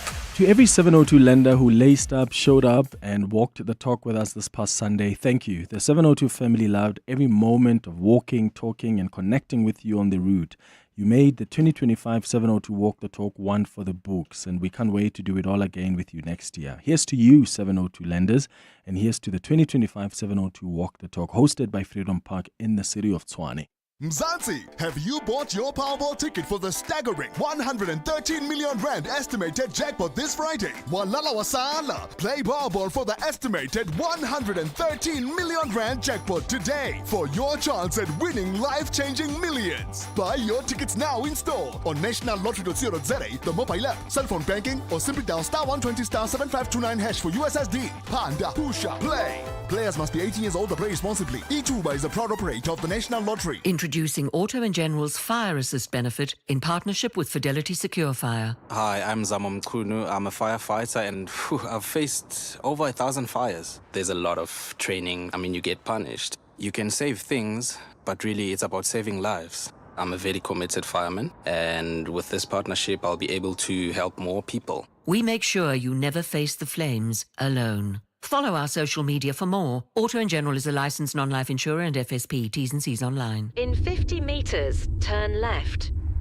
You missed the turn. Okay, technically, recalculating. But the new Haval H7 loves a detour. It's off-road capable yet refined and even a little wild. A little wild? Write your own story in the new Haval H7 from 6,999 per month. Visit gwm.co.za for T's and C's and book a test drive. Go with more. Go with the new GWM Haval H7. In 50 meters, make a U-turn. Oh, shush. It's the final days of the Dial-A-Bed annual super sale with up to 33% off. Don't miss out on SA's best bed deals. The Sealy Celebration Queen Set is now only 8,999 and the 40 Winks Active Zone Queen Set is reduced to 11,999. Plus, get next day delivery on our best sellers. Dial-A-Bed. Sleep for life. 702 and Corporates That Care with Hirsch's are talking about Hirsch's involvement in the Claire Ellis Brown Preschool. So the Claire Brown School is just the most beautiful little school. This wonderful teacher came through called Sandra McLaren. She said to me something which I don't know if I should have done, but I did, was come through and visit the school. And the school had a beautiful garden, and growing up in a flat, you didn't have a garden. These little kids that live in the area now have somewhere to go and play, which just seems so special. So I thought, how can we get involved with that? And one of the things I found out was they're looking at their books. Their rates were like through the roof, like 6,000 Rand a month in rates, which was just crazy. So after finding people to speak to at the city council and irritating them for months and months, we got the rate reduced to 100 Rand a year and backdated 10 years. Wow. And I thought, geez, we can make it a little bit of a difference here, which was awesome. Then we started fixing up the school and painting and putting new kitchens and finding food for the kids. And we've been doing that for over 20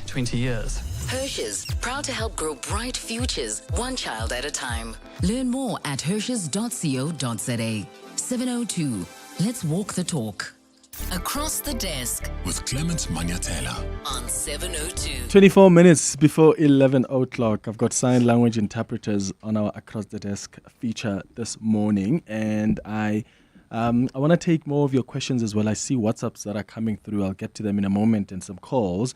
But first of all, let's go back to Charles's questions about where to study full-time. What are the places where people can go study? Okay, so what you can study, interpreters typically undergo formal training. So there are degree and diploma programs for sign language and interpreting. Yeah. But in addition to that, we encourage aspiring interpreters to also gain experience, practical experience. So it's not enough to just learn the language and get the theory right.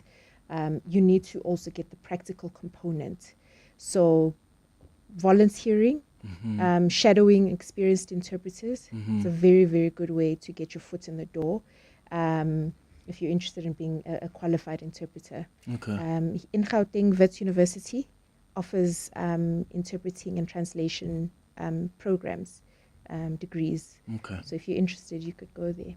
Oh, okay, perfect. Eula, you were telling me off air about the importance of expression. Yes. So I did hello, and I said, how are you? How are you? How Yes. are you? And you said expression is also important. Yes. Why Yes. is that so? Remember now, spoken languages it's not visual. Sign language is a visual language. So you're shutting off your ears. Everything is visual. So, so if I say, I'm saying I'm sad, but I have no expression, it's almost like if I had to come to you and I say, Shamaya, you're sick. How are you? And you go, I'm feeling sick today. It was just that flat tone. It's almost like that.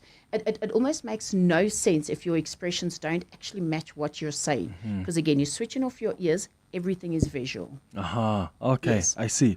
There's a question we got earlier on about whether do we have enough interpreters in the country to meet the demand across the country, particularly in public services. Do we have enough, or do we still need more? No, unfortunately not. We definitely need more interpreters. Currently, according to stats, they say there are about plus minus 4 million deaf and hard of hearing individuals. Okay. And there are about less than 200 practicing interpreters. So we definitely need more interpreters. Yeah. Okay. Let's go to those WhatsApps, Abel, on 072 702 1702. Hi, Clement. I'm a coder myself, and I have the deepest admiration and respect for interpreters. It is not an easy language, and it constantly evolves. I've been in spaces where I've had to interpret for my parents, and it is not an easy job. So I respect interpreters. Shout out to everyone in the studio. You guys are doing you're doing an absolutely amazing job. Good morning, Clement and your guests. You're speaking to Lola from North Riding.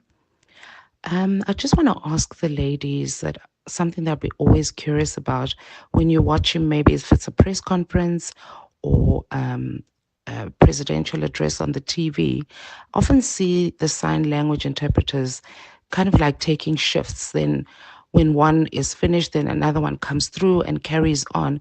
I've always been curious to find out that, is it tiring or the reason that they do it? Thank you very much. Yeah, we can answer that first. Is it tiring? What's the reason for the shift? It is tiring because remember, you are working between two language combinations, and each language has its own structure, grammar, and syntax.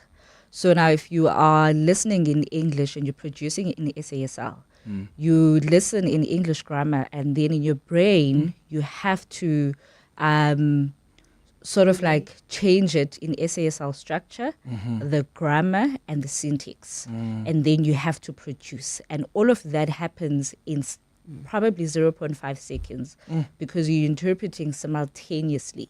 So simultaneous interpreting is a mode of interpreting where the speaker speaks, you listen, and you interpret almost at the same time. And when you interpret in SASL, you have to adhere to the grammar, the syntax, and also ensuring that the deaf person understands you.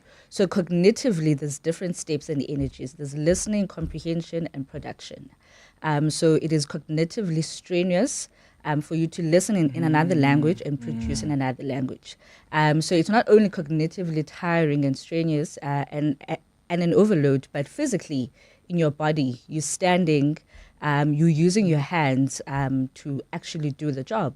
So that's why we always have to swap in 30 minutes to ensure that we maintain quality in our interpretation, because after 30 minutes, you probably won't be able to produce quality interpretation because your brain is fried. You're already tired. There's too much cognitive, too much information.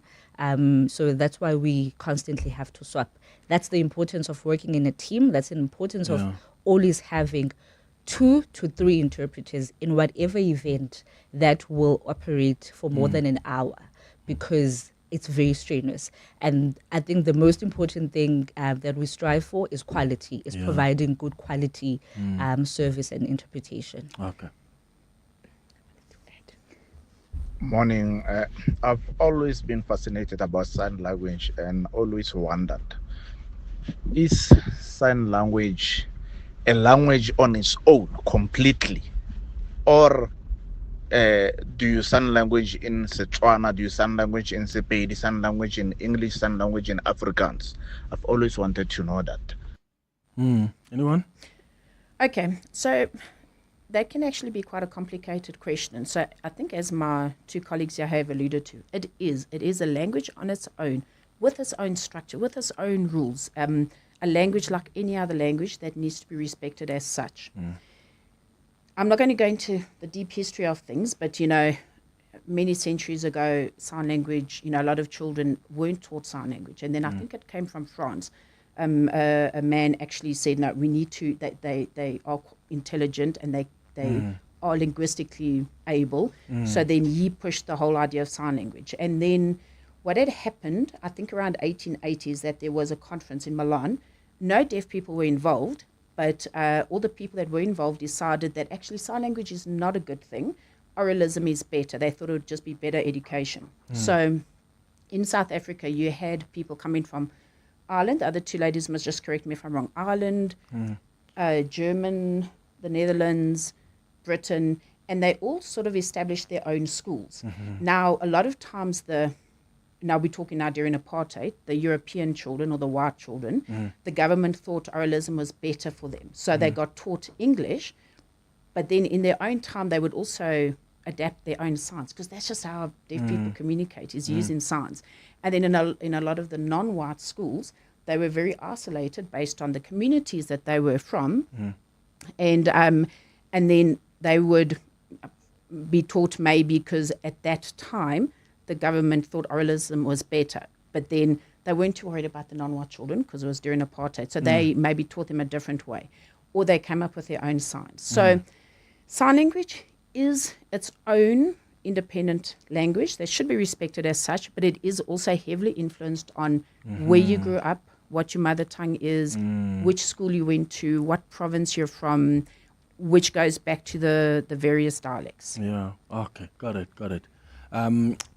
There's a question here about how would you describe the level of accessibility for deaf South Africans in schools, in government services, in media? Eugidia, do you think we're doing enough? Are we making progress on that front? I do think we're making progress, but I think we can do more. Specifically within the educational space and in media, for example. I think broadcasting houses or media houses could look into hiring or using more sign language interpreters, ensuring that there is sign language interpreters available 24/7 to ensure that news is accessible 24/7, not just for that 1 hour in the morning or that 1 hour in the evening.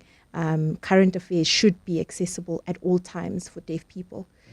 So although we've come a long way and there is progress, there is a lot more that I think we should be doing or that we can do. Yeah. 14 minutes now before 11 o'clock. We'll come back and continue this conversation as we wrap it up. We'll do so with more of your calls and WhatsApps.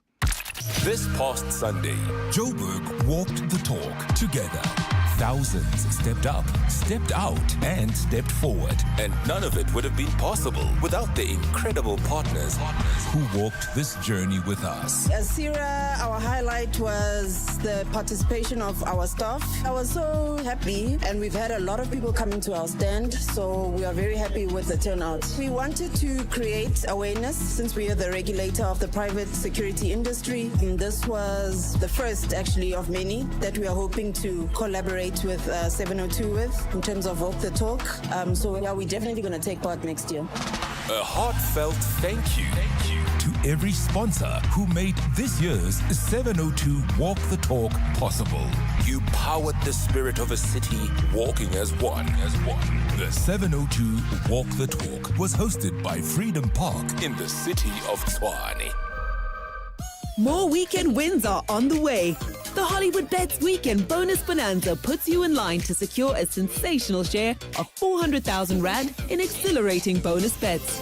Gear up to go on an exciting adventure packed with more booming weekends when you log in and bet 2 Rand or more on selected Pragmatic Play, Playtech, and Habanero slots. Blazing bonus bounties await, so make sure you log in and bet now. T's and C's apply. Hollywood Sportsbook is a licensed betting operator. Hollywood Bet supports responsible gambling. No persons under the age of 18 years are permitted to gamble. Winners know when to stop. South African Responsible Gambling Foundation toll-free counselling line 0800 006 008 or WhatsApp help to 076 675 0710. You could binge watch a third season this weekend. Or you could grab the new Berry Blue sports drink from Aquila Vive and get moving. Blue has never tasted so good. Bursting with bold berry flavor, packed with electrolytes and vitamins, and free from colorants. Aquila Vive sports and power drinks. Let's move. To walk the talk is to turn words into meaningful actions. And it's what we at 702 are committed to doing every day. We're also committed to following the rules set out by the Broadcasting Complaints Commission's Code of Conduct. To give you balanced programming, fair comment, and accurate news. But if we stumble along the way and you feel we're not living up to the code, let us know on comment@702.co.za. And if after that you're still not happy, you can direct your complaint in writing to the Broadcasting Complaints Commission, PO Box 412365, Craig Hall 2024. For more, visit bccsa.co.za. Across the Desk with Clement Manyathela on 702. It's going up to 10 minutes before 11 o'clock. We're just about to wrap up our conversation with the sign language interpreters that we're hosting on our Across the Desk feature this morning. And I've got more of your messages coming through. On Twitter, Lindy says, "Hi Clement, thanks for hosting the sign language interpreters. Much love and respect to them. A sign language interpreter was a lifesaver for my niece through high school and tertiary, where she earned 2 degrees. Thanks to those institutions as well who accommodated her needs." And then another one on the WhatsApp line says, "Hi Clement, I'm Sbongile, one of the South African sign language interpreters in Saudi. I just want to give a shout out to all the incredible sign language interpreters across South Africa. Thank you for being the vital bridge between the deaf community and the world. Your work is not just about translation, it's about connection, access, and inclusion. You bring voices to hands and hands to hearts." That's a message there from Swangel. Oh, that's beautiful. So Beautiful. And then Margaret says, "Clement, please can you ask your guests if sign language in other countries has overlaps with the South African language? I've always thought that sign language could or should be a truly international language." That's a question there from Margaret. Is it universal across? Sign language is not universal. So it's based on, regions. But there are overlaps, especially with regards to American Sign Language. A lot of different sign languages use or loan signs from American Sign Language. So there are overlaps, especially with American Sign Language. Okay. Because it is more developed than a lot of other sign languages. Okay. Yeah. Got it. Saki also says, "Clement, I just want to find out if it's possible for a person who speaks only one language to learn sign language in that particular language. You can do that." No. I can't say you can learn in that language. So I'm a closer native speaker, right? However, when you learn sign language, you learn South African Sign Language. You don't learn isiXhosa Sign Language because there isn't isiXhosa Sign Language. There isn't Sepedi Sign Language. There isn't Zulu Sign Language. There's purely South African Sign Language. So when you then learn sign language, you're learning South African Sign Language. But the nicest thing about learning South African Sign Language is that you become multilingual. You can boast and be like, I know different languages. You know your native language, you know South African Sign Language, and therefore you're able to communicate in different languages. But you don't necessarily learn isiXhosa Sign Language, purely South African Sign Language in its own. Morning, Clement and team. My question is as follows. Do deaf people, say for instance, I'm a Pedi and I'm deaf, I was born deaf, do they automatically understand the sign language, or do they need to go through some kind of training or education in relation to the sign language itself? This question, it's been getting itlhohleleditswe ke hore is sign language also structured based on a specific language, say English or Afrikaans or Sepedi? I think that's what you've just touched on now, yeah? Yeah, I think if I can add on that, deaf people need to go to schools. So when you take your child who's deaf to the deaf school, that's when they learn sign language, because obviously at home there isn't sign language as a form of communication. So they don't know the language. However, when you take them to deaf schools, that's where they learn sign language. But because to them it's natural, they learn very, very quick. So that's how deaf people then, they also have to learn the language, because obviously they're born in hearing families. Because I think we can say 80% of deaf people are born in hearing families, and obviously they don't know sign language. And that's why we stress the importance of taking your child in a special school, in a deaf school, where they will then meet other deaf children, and then when they get there, they learn sign language. Yeah. Can sign language also be prejudicial in its descriptions? Like, can it be offensive? Like, I don't know, when you're referring to a race, or do you find yourself there where you have to try and remember to still be sort of politically correct, so to speak? I think for people who are not in the deaf community or are not familiar with sign language, it's easy to take offense because they don't understand the rules of the language, the grammar, non-manual features, and why that is so important in the language. So I think for people who are not part of the deaf community, you could easily take offense, especially with regards to sign names. Sign names are given based on your quirks, your facial structure, your facial expressions, how you look, basically. And so if you have a feature that you may not like and a deaf person gives you a sign name based on that feature, you may take offense to it. But really, we shouldn't. That is just a way for the deaf community. Sign names is a way for the deaf community to identify you, because that becomes your name. That's how the deaf community identifies you. So I think. So I can decide the name for myself? No, deaf people, even as interpreters, we shouldn't be giving out sign names. This is something that lies solely on deaf people. We ask deaf people to give sign names. So they look at you, and based on your quirks, your facial, well, not your facial expression, but your facial structure, they will then give you a sign name that is appropriate to that. And we have to accept it. We can't change your sign name because you just don't like it. Have you guys been given sign names too? Yeah, we all have sign names. And we identify or we address each other using sign names. So what sign name would I get? Based on my... There's no deaf person to give you a sign. Would have to. So even as interpreters, you're not allowed. You can't do that. It's advised that we leave that to deaf people. Yeah. Got it. Okay. What is the most fulfilling thing about your job? Let me start with you. What would you say fulfills you the most about this work that you do? So I think, without sounding corny or cliched, it really is bridging that gap. And there's nothing nicer than whether, say, for example, you're in a classroom and you're interpreting, and you can see the deaf student, just their eyes light up and they get it. And that's such a nice feeling. So I can see that they got it and I'm helping them. I think that's just a nice feeling. And also just meeting different people. You also often meet the same person again, or you know this deaf person from maybe your social circle, because the deaf community is small. And then it's always nice just seeing them, getting to know more people.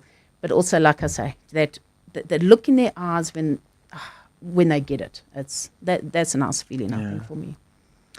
I think our response is, the core might be accessibility, but I think for me it is just knowing that I was able to provide a space for a deaf person to be seen, to be heard, and to be understood. And I am then used as the tool for them to feel like to be a part of the world, to have their voice, heard through South African Sign Language and through me as an interpreter. So that does bring so much fulfillment, to me at the end of the day. That I'm definitely that bridge. I think the ladies have covered my thoughts, but I think to just bring it home, I interpret part-time for the first deaf lawyer in the country, which is remarkable. Yes. And he's worked so hard to be where he is. And being in a position to create access for someone who's doing such an important job it's an incredible feeling. And it's something that I don't take lightly, because he is showing that deaf people are more than capable. And we all know that deaf people are more than capable of doing what hearing people can do. Yes. But in doing the work that he does, he really shows that there should be more opportunities for deaf people. And through sign language interpretation, we're able to let young deaf people study law, study medicine, or whatever the qualification they wish to pursue. So I think for me, what really, really, I think that gives me fulfillment. Yeah. Seeing it make a difference in someone's life and seeing someone seize opportunities as a result of accessibility. Oh, that's amazing. Ladies, thank you so much for coming through. I think we've learned so much about sign language, and we really appreciate the work that you do. Thank you so much to Eula, Sinovuyo, and Eugidia. And I'm sure you've just been blessed as well to listen to this conversation. It's 11 o'clock. This is EWN. Good morning, I'm Sfiso Zulu. Professor Firoz Kachalia has officially been sworn in as Acting Minister of Police. Kachalia will be replacing Senzo Mchunu, who has been placed on indefinite leave following corruption allegations made against him. Kachalia took his oath of office at the Union Buildings this morning in the presence of President Cyril Ramaphosa. I now request the Acting Judge President to either swear or affirm him into office. I solemnly affirm that I will be faithful to the Republic of South Africa and will obey, respect and uphold the Constitution and all other law of the Republic. And I undertake to hold my office as Minister with honor and dignity and to be a true and faithful counsellor, not to divulge directly or indirectly any secret matter entrusted to me, and to perform the functions of my office conscientiously and to the best of my ability, I so affirm. Finance Minister Enoch Godongwana says he is not yet able to appoint a pension fund expert from outside of government to be chairperson of the Public Investment Corporation. Godongwana says the law needs to change first before he can implement a long outstanding recommendation by the PIC Commission that recommended that an independent non-executive chairperson be appointed. Godongwana was responding to a written parliamentary question on how far he's gone in appointing an outside expert to chair the country's biggest asset manager. Babalondenza reports. The PIC Commission, Party Commission of Inquiry, examined the period between January 2015 and August 2018, focusing on potential misconduct by PIC directors and employees. The Commission also made recommendations regarding the governance and the structure of the PIC. One of the recommendations was the appointment of an independent chairperson who is not the Deputy Minister of Finance, but someone with expertise in pension funds and financial markets. But Minister Enoch Godongwana says an appointment of an independent and non-executive chairperson who is not the Deputy Minister of Finance or another Deputy Minister cannot be implemented at this stage. He says this is due to the legislative requirements of the PIC Act that provides that the minister must designate the Deputy Minister of Finance or in consultation with Cabinet any other Deputy Minister in the economic cluster as the chairperson of the board. He says the Act must first be amended to give effect to the recommendations of the Commission. Babalondenza, Eyewitness News.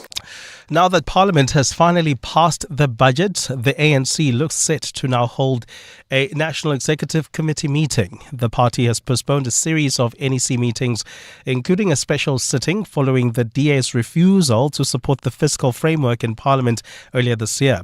The meeting, which kicks off today, will wrap on Monday. It's expected to deliberate over issues including crime, energy, gender-based violence, and local government performance. Tsidima Dia takes a look. After several months of putting the ANC's NEC meetings in abeyance, the party is seemingly ready for them to resume.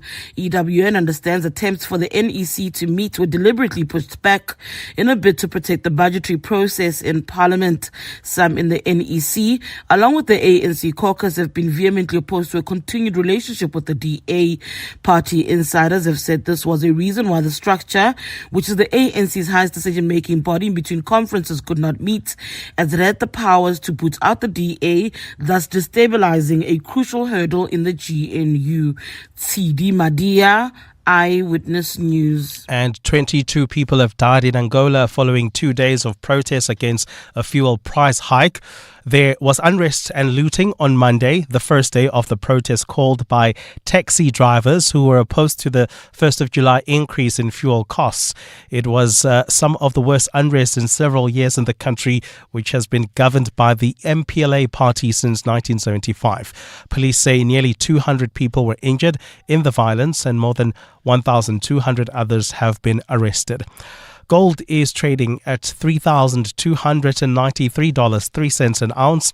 The rand is at 18.24 to the dollar, 24.07 to the pound, 20.80 to the euro. Brent crude oil is at $71.79 a barrel. And in the traffic, we've got an accident on the M1 North that happened right near Car Street. It is causing delays coming out of the Crown interchange. Please be on the lookout there while traveling towards Amalgam. Delays on the M2 West. This is between the Crown interchange and Main Reef Road. A fine Friday in store for Gauteng. The temperatures will peak at highs between 19 and 21 degrees. The top story in EWN this hour, Professor Firoz Kachalia has officially been sworn in as Acting Minister of Police. EWN, in touch, in tune, and independent. For the latest, visit ewn.co.za or download the EWN app. Your stories, your questions. 702 listens. You're with Clement Manyathela on 702. Let's walk the talk. Streaming on the Prime Media Plus app. DSTV channel 856, 92.7 and 106 FM.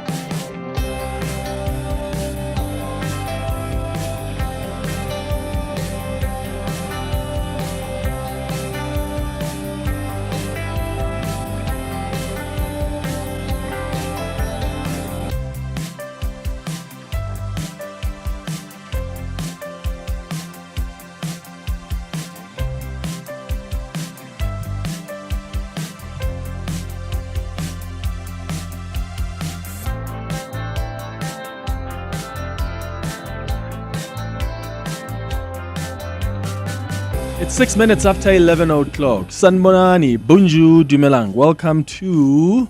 In fact, let's try that in sign language, Abel. If you're watching on YouTube, you'll see this.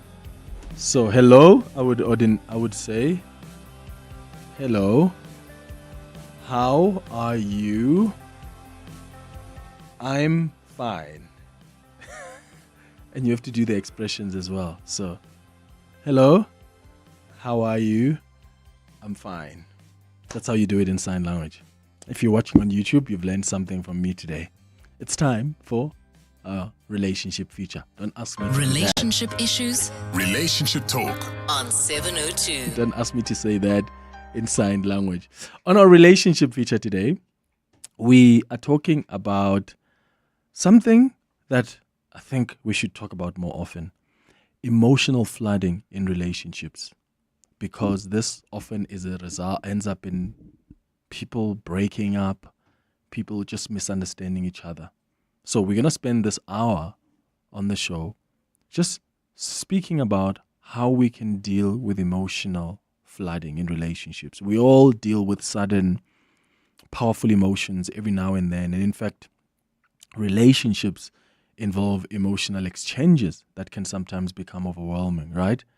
And one such phenomenon is emotional flooding, the psychological response where you feel emotionally overwhelmed due to intense conflict or perhaps negative interactions. And when you are in this state, you end up saying hurtful things. You end up saying hurtful things out of anger, and you deeply hurt your significant others. How many of us have been in those situations where you are so hurt and so betrayed sometimes that you end up saying things that you know you're going to regret, or things that you end up regretting? And often it's because there was emotional flooding. You were in a state of emotional flooding. And this is one of the biggest barriers to healthy communication in relationships. It can have serious consequences on communication, on trust, on emotional intimacy, and that often leads to disengagement. That's why you end up seeing resentment or even relationship breakdown. And that's why it's important to understand what to do when you feel like there's emotional flooding and you are in that state.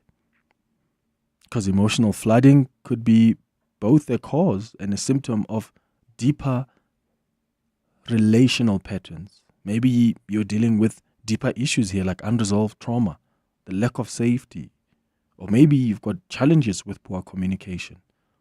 So how do disagreements with your partner usually go? Share your experiences with us, and maybe you can ask our guests this morning if that is part of emotional flooding and how do you deal with it. There are some people who are struggling with managing their emotions. So once they get in that point of conflict, they really end up doing and saying things that they end up regretting the next day. And maybe you're listening to us. Your relationship has ended precisely because you were in a state of emotional flooding and you just simply couldn't manage your emotions. And you ended up doing things or saying things that ended up in ending your relationship or your marriage. So that's a question for you. How do disagreements with your partner usually go? Do they often leave you feeling defensive, talking in circles, saying things perhaps that you regret? 011-883-0702 is the number you can dial to join this conversation and to share your experience with us. The WhatsApp line is 072-702-1702. Shirley Lewin is relationship architect, author of Uncomplicated Love, and a couples counselor and relationship coach who's going to guide us through this conversation. Shirley, welcome back to the show. Good morning.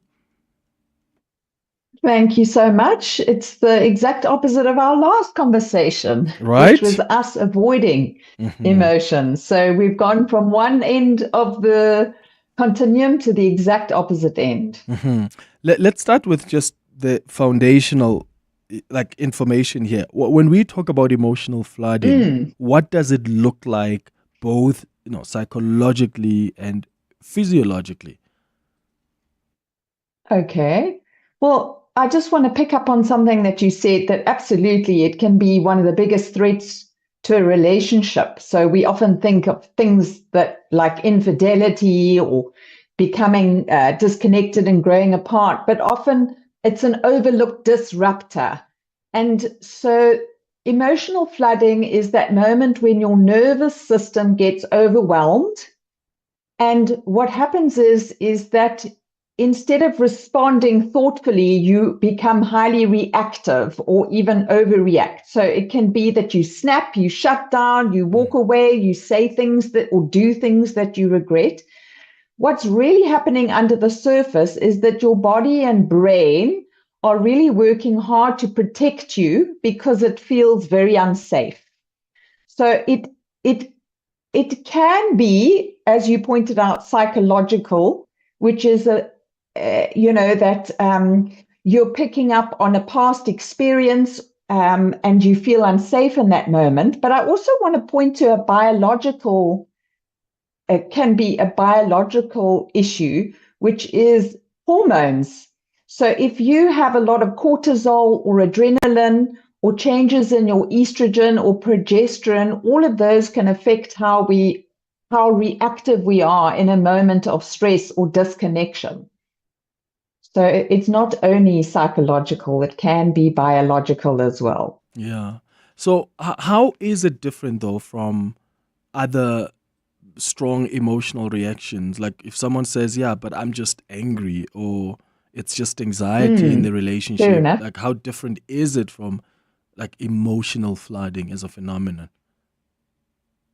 Okay, so if you think of strong emotions, anxiety or anger, they usually have a range of intensity, where emotional flooding isn't just that you're feeling a lot, it's that you are emotionally saturated. So you're so overwhelmed that your ability to think clearly, to listen, or to speak is actually compromised. It's such a physiological stress response. So there's this emotional saturation, like a sponge that only has so much capacity to hold water, and then it just leaks everywhere. So you're emotionally saturated, and so there's this tipping point where the emotional brain takes over and the rational brain goes offline. So you kind of move into this tunnel vision, racing heart. It feels like you're under threat. Even if the conflict is minor, you're so flooded with emotions that you literally can't think. And generally people slip into that fight or flight mode in that scenario. And please, can you explain what each one looks like? Because there are people who slip into that fight mode. You've got others who slip into that flight mode. And sometimes we just don't understand that about each other when we're in relationships or in marriages. Yes. So I would say we tend to have one of two responses when we feel that we're under threat. So one is that you move towards the conflict aggressively, like a tiger that moves forward towards the conflict. So that's a fight mode. And you think about a tiger, it becomes vicious, it attacks, it snaps, it's blaming, it's defending, the voice is being raised. You're trying to force a resolution. It's highly charged, aggressive, and can even become violent or very hostile. Okay, that would be fight mode. Flight mode is the opposite response, which is like a tortoise that retreats into its shell. So the flight mode is where you shut down, you withdraw, you go quiet. You're actually trying to escape the situation emotionally and or physically. So you remove yourself and you just run away. So we tend to have one or the other, fight or flight. Yeah. How common is Or freeze. Some people freeze. Freeze. They just don't know what to do. How common is flooding in relationships, and how does it hinder communication and even emotional intimacy? So I'd say it's particularly common if there's a lot of if someone is in very high stress. Okay, if someone or both of the couples don't have tools to self-regulate. So, we live in very uncertain times. So generally speaking, most people in quite stressed state. So if you are in a stressed state, your capacity to respond to a situation is low or limited. Then add to that a level or layer where between the two people, we don't necessarily trust each other, or we don't have the skills to communicate effectively. So what can happen is that we start to create this dynamic in a relationship where we stop hearing each other. We move into self-preservation mode. We protect ourselves instead of trying to connect. And so what happens is over time, this is going to erode the emotional intimacy and the emotional safety, and couples start walking on eggshells, or they avoid having hard conversations completely. There's not enough safety in the relationship to feel vulnerable. You actually would rather avoid the conversation completely because you just worry it's going to lead to either this extreme hostile fight or flight where the person withdraws completely. Yeah. Whew. Okay, let's hear from our listeners now on 072-702-1702. That's the WhatsApp line. You can share your experiences there, or if you have any for Shelley. You can also call us on 011-883-0702.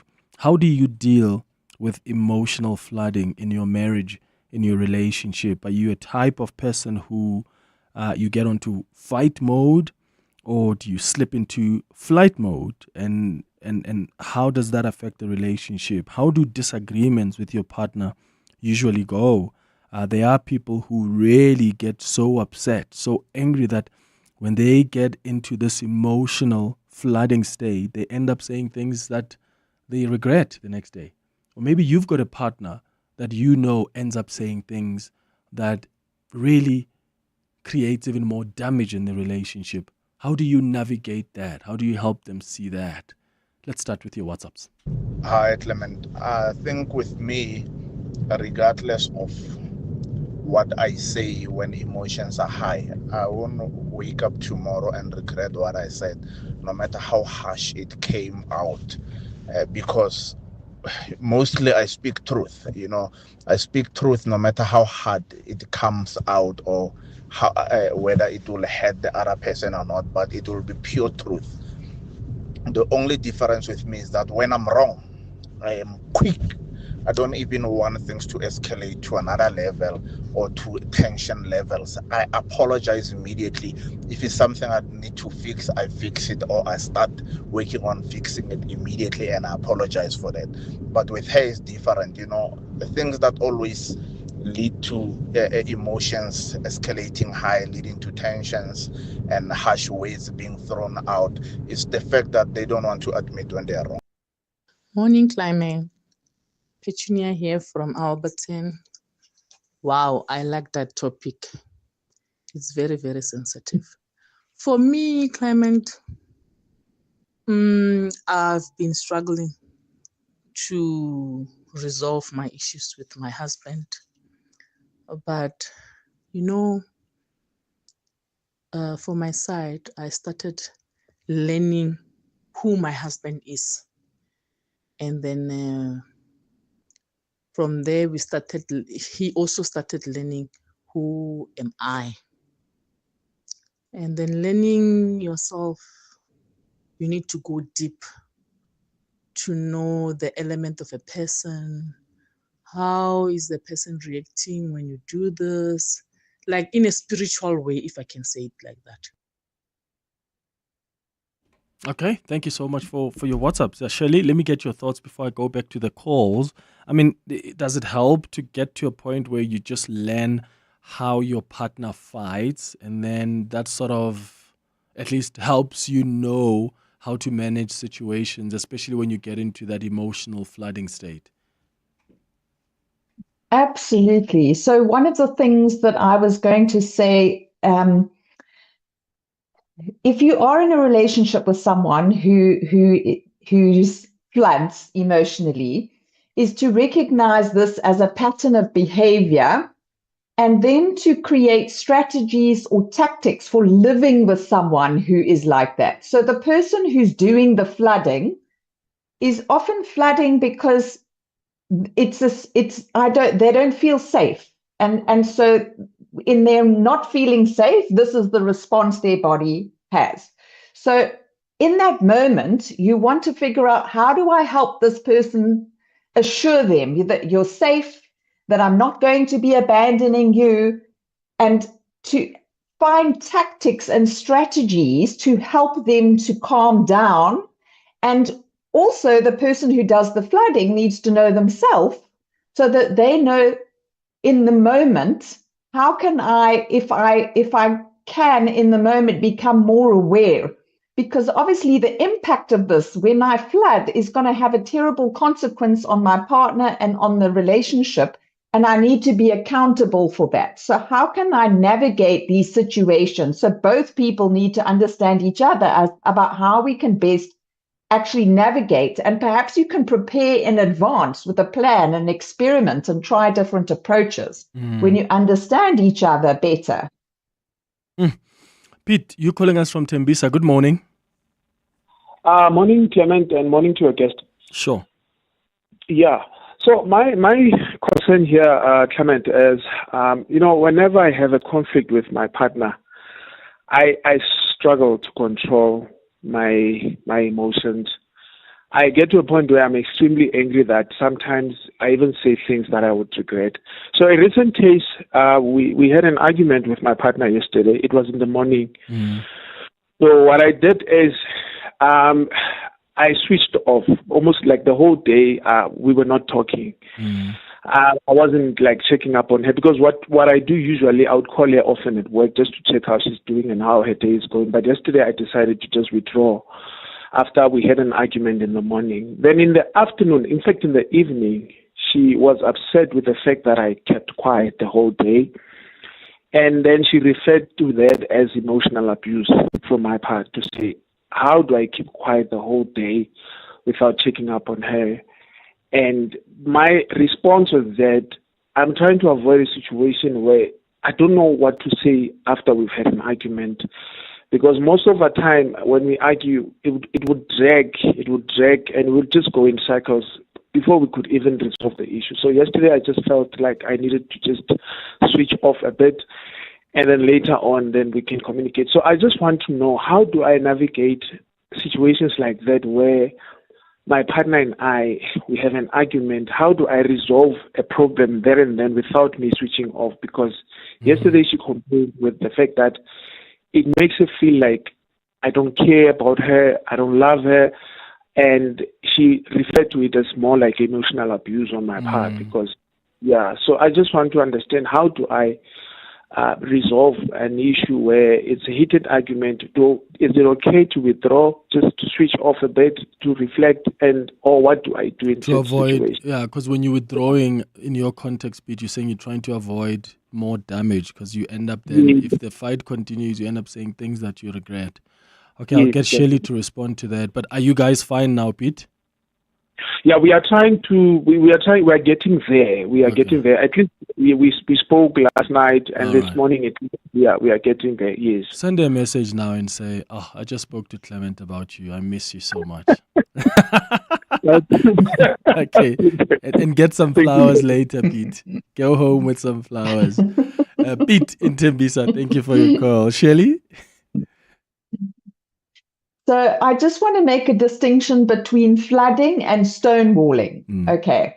So flooding, if you're flooding and you move into flight mode where you withdraw and retreat, okay, it's almost an involuntary shutdown. It's a protective reaction to the overwhelm.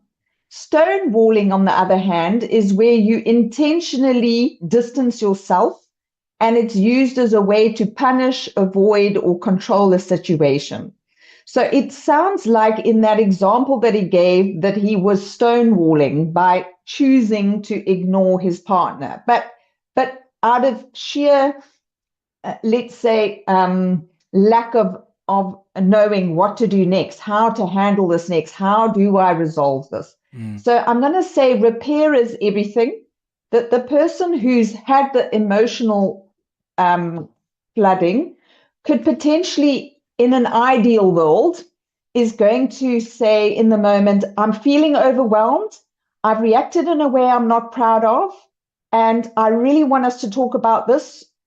Right now, I can't do that. So right now, what I need is to just have some space. I need to self-regulate. I need to calm my central nervous system.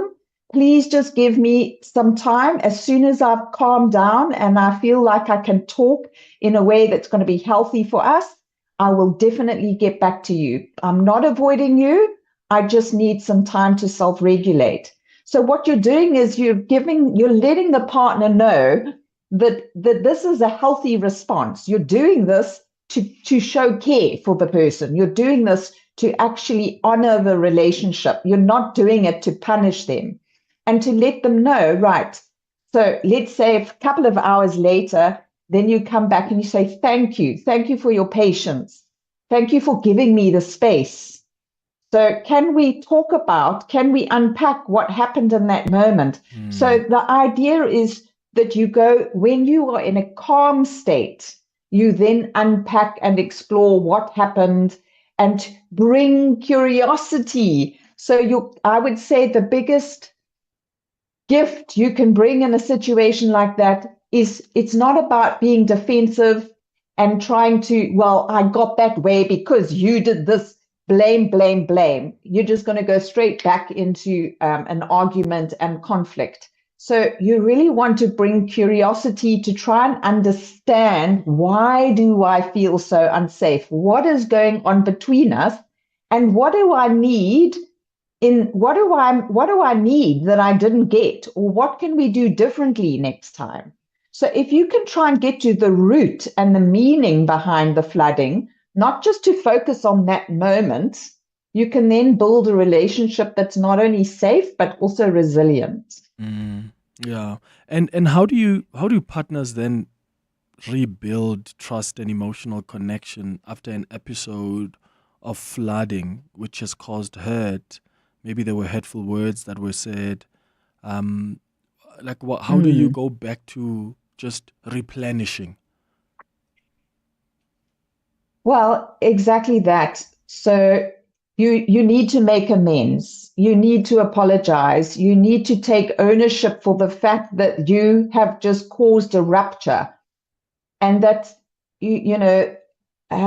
so there's research at the Gottman Institute, and what they've shown is that every time you say something, we'll call it like an emotional bank account. So if you say something that hurts somebody, in order to neutralize that, it's not that you need to say one nice thing and it's neutralized. It's a ratio of 5 to 1. So if you do or say something hurtful, in order to just neutralize it, you need to say 5 nice things. So you just said to Pete, flowers, buy flowers, apologize, take ownership for it, send a message. You've got to do 5 things of kindness, acts of kindness, or bids to connect, like to reach out, to show that you are remorseful about what happened. That's on top of the apology. Just to reach a neutral point. Yeah. Correct. Exactly. So you do need to apologize. And I would say one of the best things you can do to show your partner is that you care is that you try to figure out how you can self-regulate. So I want you to see this flooding as the sponge is leaking. The sponge it's saturated. You are so filled with emotion. Where is all that emotion coming from? What is going on for you? That is where you need to, as Petunia was saying, is to really understand who am I, go deep to understand what is going on for me. Why am I so distressed and feeling like I'm so filled with such strong emotion that I get so triggered easily, that I have, people say that they have, someone's pushing my buttons. Well, if someone's pushing your buttons, you probably have buttons that are easily pushable. So you need to find out, why do you have such easily pushable buttons? That's for you to take on and understand. Yeah. We often talk about triggers, but that's my trigger when you mention that, when you touch that button. But are we actually doing work to realize, why is that a trigger? Why is that button so sensitive? Exactly. Because then that really helps us understand fully the situation. Let's get the latest in Eyewitness News headlines. When we come back, we'll continue this important conversation about emotional flooding. How do you deal with emotional flooding in your relationship, in your marriage, when you're so overwhelmed with emotions that you just end up either saying bad things, terrible things that you are going to regret much later, or you just shut down? How do you manage your emotions? Give us a call or send us a WhatsApp voice note. Bali, good morning. Thanks, Clement. Good morning. With the U.S. president officially signing an executive order reimposing sweeping tariffs on U.S. imports from dozens of countries, President Cyril Ramaphosa says South Africa will continue trade negotiations with Washington. South Africa has been slapped with a 30% tariff on all goods imported from the country to the United States. Now that Parliament has finally passed the budget, the ANC looks set to now hold a National Executive Committee meeting. The party has postponed a series of NEC meetings, including a special sitting following the DA's refusal to support the fiscal framework in Parliament back in April. The meeting, which kicks off today, will wrap up on Monday. And the alleged killers of 7-year-old Lolita Gowa are expected back in the Khayelitsha Magistrates Court today. Odwa Jack and Nokuthula Majeseni were arrested last week in connection with the rape and murder of the little girl in Guyasa in Khayelitsha. Those are the headlines, this EWN and more at midday or as it happens. EWN Traffic. Travelling in Bedfordview, we've got delays on the N3 North between Van Buren Road and the Gilulis Interchange, while on the N12 West, more delays between Edenville Road and the Gilulis Interchange. If you're travelling towards the Marlborough Gardens area, do expect delays along the M1 North. This is due to roadworks taking place right after Greyston Drive, and they are causing delays. There's also queuing traffic on the Mike 1 North between the Crown Turn Off and Carr Street, while heading towards Amalgam. Delays along the M2 West between the Crown Interchange and Main Rift Road. If you are traveling in the Tembisa area, be on the lookout for some delays along Oliphantfontein Road just as you approach the R21 turn off. I'm Amo Ramela, and that's your last traffic update from me. Do expect more updates with Karabo Jali from the Midday Report onwards. Stay tuned. This There's more EWN on air, online, and on the EWN app. John Perlman. Weekday afternoons, 3 to 6. Do we have a cleanliness and hygiene problem in Gauteng hospitals? And if we do, how bad is it? The issues that we are seeing happening in the hospitals are issues that we've been talking about and that have been submitted to the HOD. Indeed, the hygiene within the hospitals, it is quite bad simply because of the issue that is affecting these issues, is which the shortage of staff. How much of this is due to a shortage of equipment? Most of the amount of the money that was mostly put into funds through your programs that you're having within the Department of Health. John Perlman. 3 to 6 on 702. When it comes to business insurance for plumbing, electrical, and the general tradesman services, Business Outsurance are experts. That's why over 100,000 businesses across various industries trust Business Outsurance. Switch to Business Outsurance today, and you could get a massive 20% discount on your business insurance premium. Get a quick and easy quote today. Call 08600 60,000 or visit outsurance.co.za. You always get something out. Licensed insurance FSP. T's and C's and information online.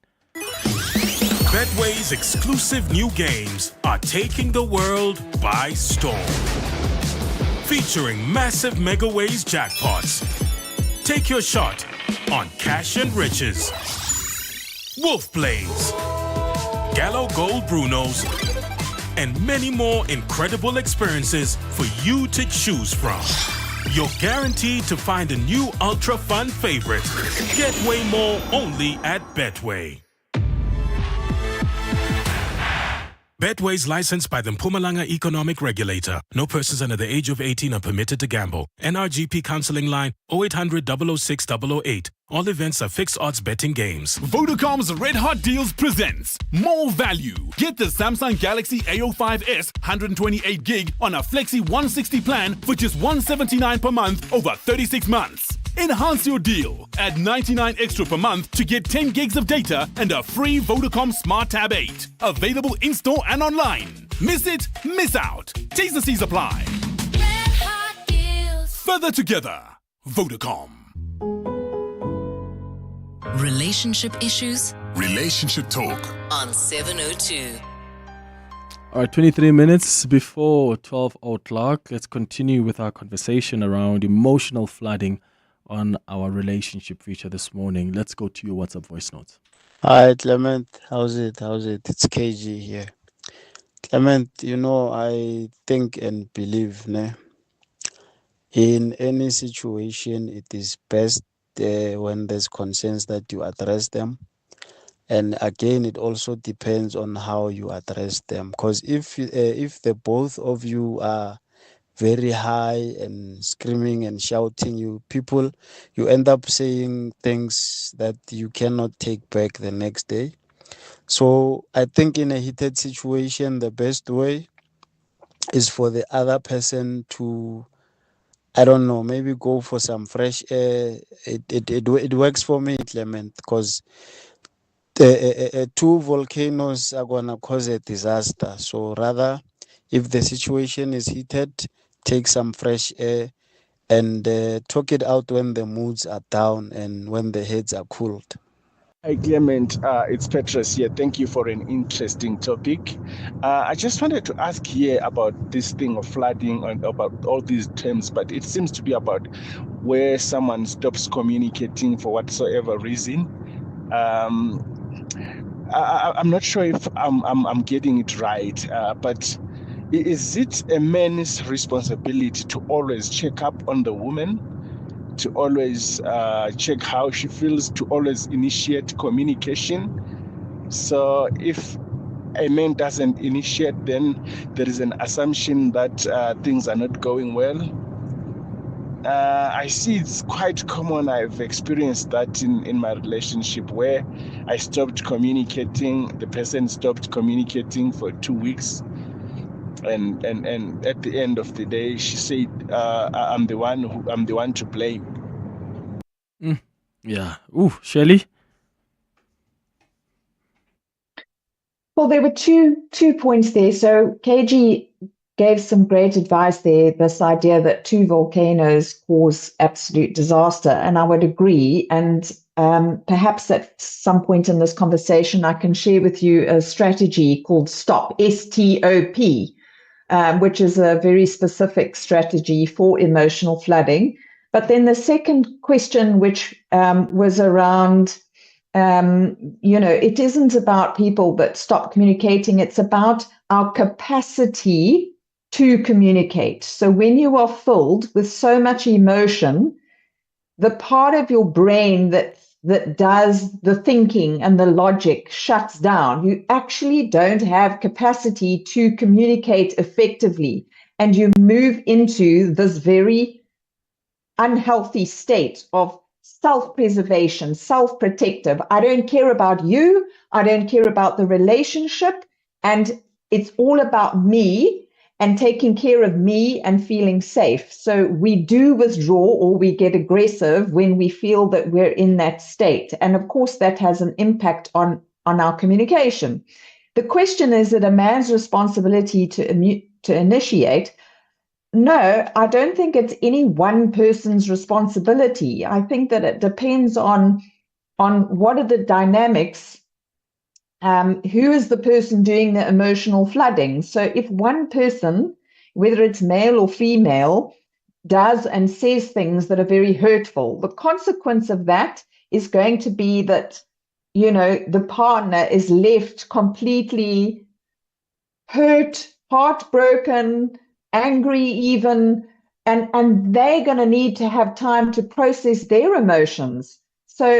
So you need, both people are going to need to have time to calm down and to go and have some fresh air and to self-regulate and return to the conversation when they're feeling calm again in order to figure out what happened.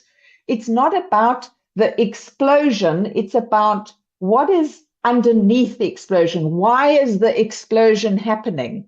So it's almost like there's two topics. There's the topic of what is causing this, and there's the topic of the way that it's showing up with this explosion isn't helpful. It's an additional challenge to the relationship. So it's the way in which it's being handled is not helping.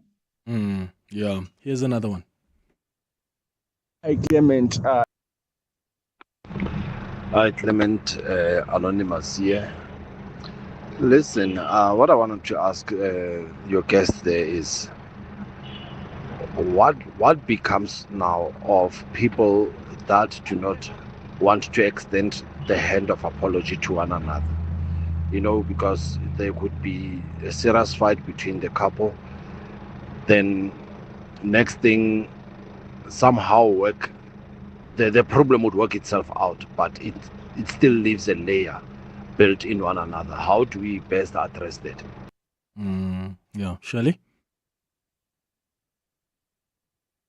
It's such a simple thing. An apology is such a simple thing that's free, that makes such a big difference. And really what it boils down to is it's showing the person that I have remorse for what happened, that I don't like what happened. I'm sorry, and I'm sorry and sad. You might not feel sorry and sad for being angry, for example. Like your anger might be valid, but the way in which you expressed your anger is the problem. So you can be angry. All feelings are valid, but not all behaviors are. So I can feel angry and I can let my partner know I'm upset about something. I don't like it. There's been an injustice and I want us to sort this out. That's one way of expressing anger. Or I can be angry, scream, shout, hit the person, throw the things out on the street. There are many ways we express anger. And what we're talking about here is in emotional flooding is that you have lost control. Your central nervous system cannot cope. You have emotional saturation. And if you cannot own the fact and be remorseful that you have lost control, that your central nervous system, if you cannot own that, I think that what will happen is your relationship, the intimacy will just diminish and diminish and diminish because it's not safe to be vulnerable. And intimacy is all around our willingness and capacity to be vulnerable with somebody. So it's going to have a very severe long-term effect on the relationship. Jenny, you are in Johannesburg. Hi. How are you, Clement? Sharp, man. Go ahead. I'm good. Clement, this is a great topic. I broke up with my girlfriend over the weekend because of this very same topic, where I always feel that when I have to address something, she always brushes me off. She just doesn't want to talk, to a point where on Friday, if I may say, we had this thing that let's address what's really bothering us. And then I said, when I started the topic, was I really apologize for everything that I have done that really hurt you in this relationship. But I would like us to maybe start on the clean slate and let's deal with each other with everything that is happening now, moving forward. And immediately she went back to all the things she's struggling with. But I said the problem is you are not communicating. You are just brushing me away. I feel getting annoyed when I talk to you. And she actually affirms it that, yes, you annoy me. You are a man that talks too much. If you can learn to be quiet. And immediately I just switched off. And I felt very disrespected. I didn't know how I felt. And the following day I just said, you know what, I think we are both overwhelmed with this relationship and we are tired. I can't do this anymore. And that's what it is. I don't know if I have the problem or I just don't know at this moment. Like I'm losing myself in this entire thing because I don't know how to react. She's always defensive. Even on a simple thing, she will be very defensive. And it has been like this. I don't know if I need therapy. I just don't know. Yeah, Jenny, thank you for calling us, and I'm sorry to hear that. I mean, yeah, especially that the fact that you guys have broken up. Shirley, any advice for Jenny? I would just like to acknowledge that he has this clear understanding how important communication is in a partnership. That if you think about it, it's really, if you have a partner in life, it's a team, you're a team.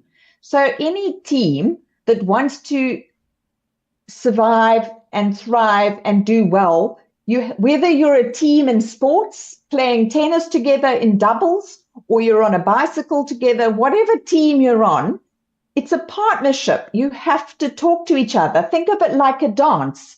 You step onto the dance floor and you stand on your partner's toe. You go, oh, I'm sorry, and then the partner says, I'm going to take a bigger step. Please join me on taking a bigger step. You cannot learn to dance together better or partner with each other if you're not communicating. And if someone is saying to you that they're not willing to communicate and just is asking you to keep quiet, there's nowhere to go with that. How is the relationship ever going to get smoother and easier if you're not able or willing to communicate?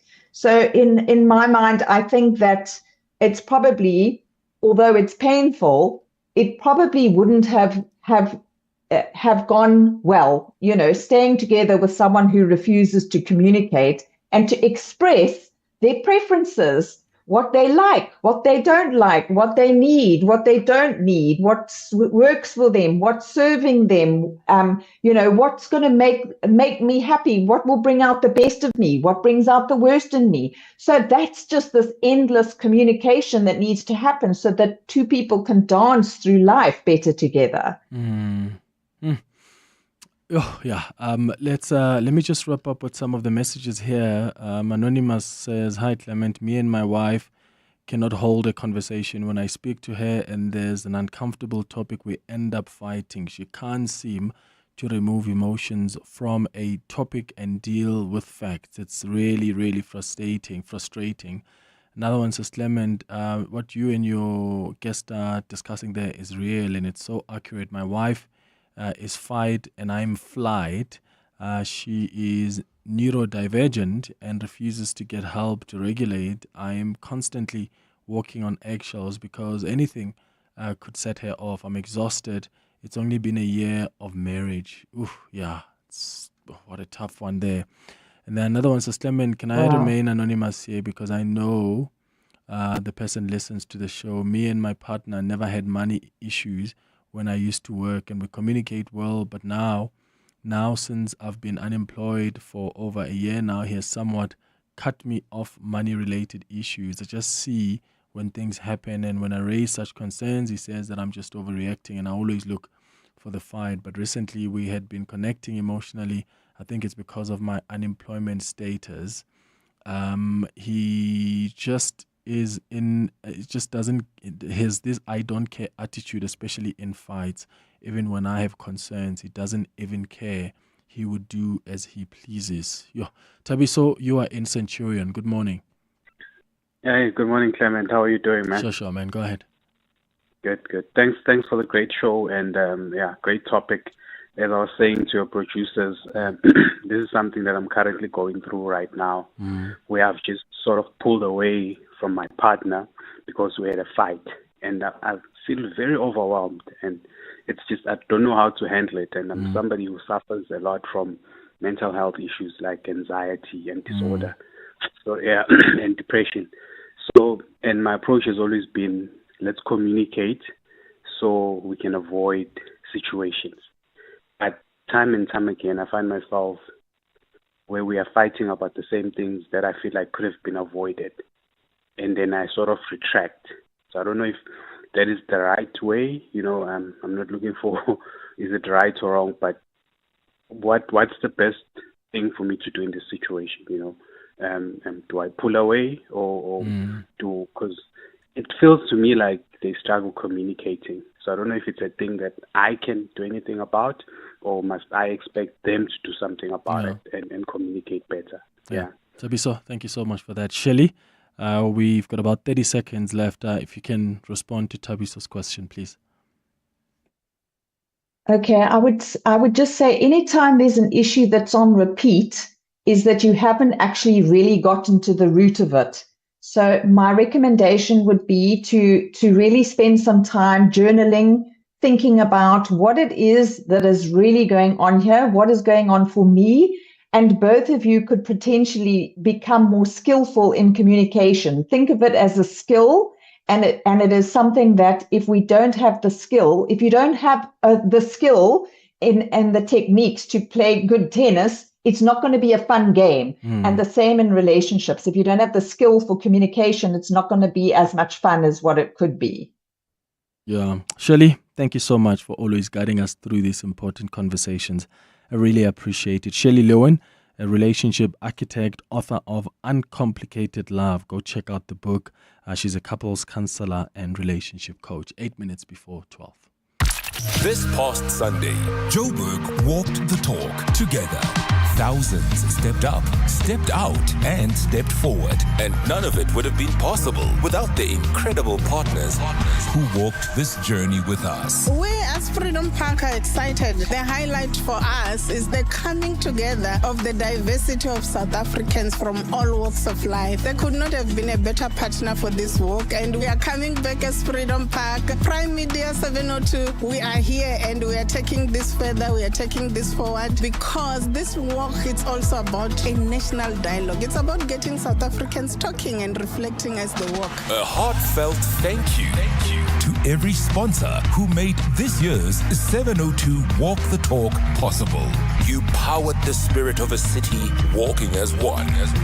The 702 Walk the Talk was hosted by Freedom Park in the city of Tshwane. What is Overtrail? Is it off the beaten path? over the edge of comfort, or the thrill of the road less taken. It's over every bridge, every obstacle, every trail, and over to that view that takes your breath away. Overtrail means going further, exploring deeper, surrounded by the comfort and sophistication of a luxury SUV. It's this spirit that inspired the Overtrail project. Experience Overtrail in the LX and GX range. Lexus. Experience amazing. The thrill of the chase comes with great rewards in the legendary Hollywood Bets Spinner Zonke Jackpot Race. Join the run, spin selected habanero slots for fun, and stand a chance to win a share of 3 million rand. Feel the rush in the race for riches when you bet 2 rand or more every Wednesday, Friday, and Saturday, and you could jump with Jackpot Joy. Take on the challenge and discover endless opportunities to win big. Bet now. T's and C's apply. Hollywood Sportsbook is a licensed betting operator. Hollywood Bet supports responsible gambling. No persons under the age of 18 years are permitted to gamble. Winners know when to stop. South African Responsible Gambling Foundation toll-free counselling line 0800 006 008 or WhatsApp help to 076 675 0710. As a business owner, would you rather deal with stacks of slips at the end of each day or have recons done instantly? Introducing Yoko Counter, the new all-in-one payments and points of sale system that removes the guesswork, the paperwork, and the time drain. Taking your business from chaos to control, guesswork to clarity, giving you back time to focus on what truly matters. Visit yoko.com today to find out more about the simple yet powerful out-of-the-box solution with free built-in points of sale software. Your voice, your questions, your morning radio with Clement Manyathela. This is 702. Right, it's 5 minutes now before 12 o'clock. Before we speak to Mendy, let's get ready for the weekend. Yeah?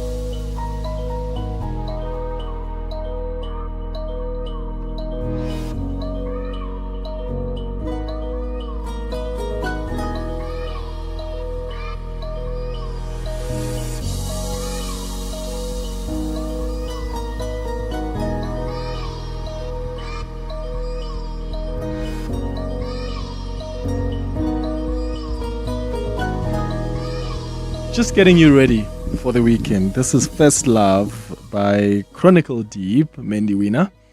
It's a beautiful song. Beautiful song. Beautiful day. Beautiful to see you. Beautiful day. Yeah. What's popping today on the midday report? Well, it's the 1st of August, so 2 big deadlines. Tariffs come into effect. We'll speak to Business Unity South Africa. Professor Feroz Kachalia has been sworn in as police minister. Clement, do you have a labubu? What's that? Or a lafufu? What is that? Do you really not know what a labubu and a lafufu are? No. Abel also doesn't know?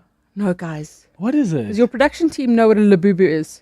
They don't know. Guys, it is the biggest pop culture trend right now. I'm going to tell you all about it on the Midday Report. What, is that a dance? No, it's a little toy. It looks like a monster. I'll go into more detail, but it's from a Chinese company called Pop Mart, and everybody is getting labubus. Now, I spent 2 weeks in the UK hunting for real, authentic labubus. My daughter's having a birthday party for her labubus today. Oh my goodness. It's a big deal. Okay, we'll find out. And it's Friday. And spots and good things too. And more about labubu or babubu. It's 2 minutes before 12. Mzansi, have you bought your Powerball ticket for the staggering 113 million rand estimated jackpot this Friday? Walala wasala. Play Powerball for the estimated 113 million rand jackpot today for your chance at winning life-changing millions. Buy your tickets now in store on nationallottery.co.za, the mobile app, cell phone banking, or simply dial *120 *7529# for USSD. Panda, Pusha, play. Players must be 18 years old to play responsibly. E2 is a proud operator of the National Lottery. Tani Esther, or should I say the Tupperware Tani? How's business going? Business is booming. I've been operating out of the boot of my car for 10 years, but shame, it couldn't keep up with my growing empire. Okay, so you sold it to We Buy Cars? Yes, quick. Sold my old one, bought a bigger one. I even sold some of my Tupperware to the friendly guy who picked up my car. Stick to what you know best, eh, Tani? Excuse me? Never mind. We Buy Cars. Geared for your business, geared for you. Gabelo's the go-to guy for renovations. His bakkie is full of tools, ready to build dreams. But one day, a reckless driver takes him out.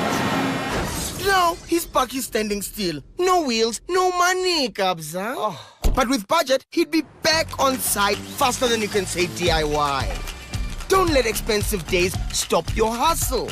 Visit budgetinsurance.co.za for a business insurance quote today. Budget is a licensed non-life insurer and FSP. T's and C's online. It's the final days of the Dial-A-Bed annual super sale with up to 33% off. Don't miss out on SA's best bed deals. The Sealy Celebration Queen Set is now only $8,999 and the 40 Winks Active Zone Queen Set is reduced to $11,999. Plus, get next day delivery on our best sellers. Dial-A-Bed. Sleep for life. All right, thank you for listening to the Friday edition of the Clement Manyathela Show. We'll be back with you on Monday at 9. Have a beautiful weekend, my friends. Bye-bye. This is EWN. Good afternoon, I'm Bali Dlamini. With the US president officially signing an executive order reimposing sweeping tariffs on US imports from dozens of countries, President Cyril Ramaphosa says South Africa will continue trade negotiations with Washington. South Africa has been slapped with a 30% tariff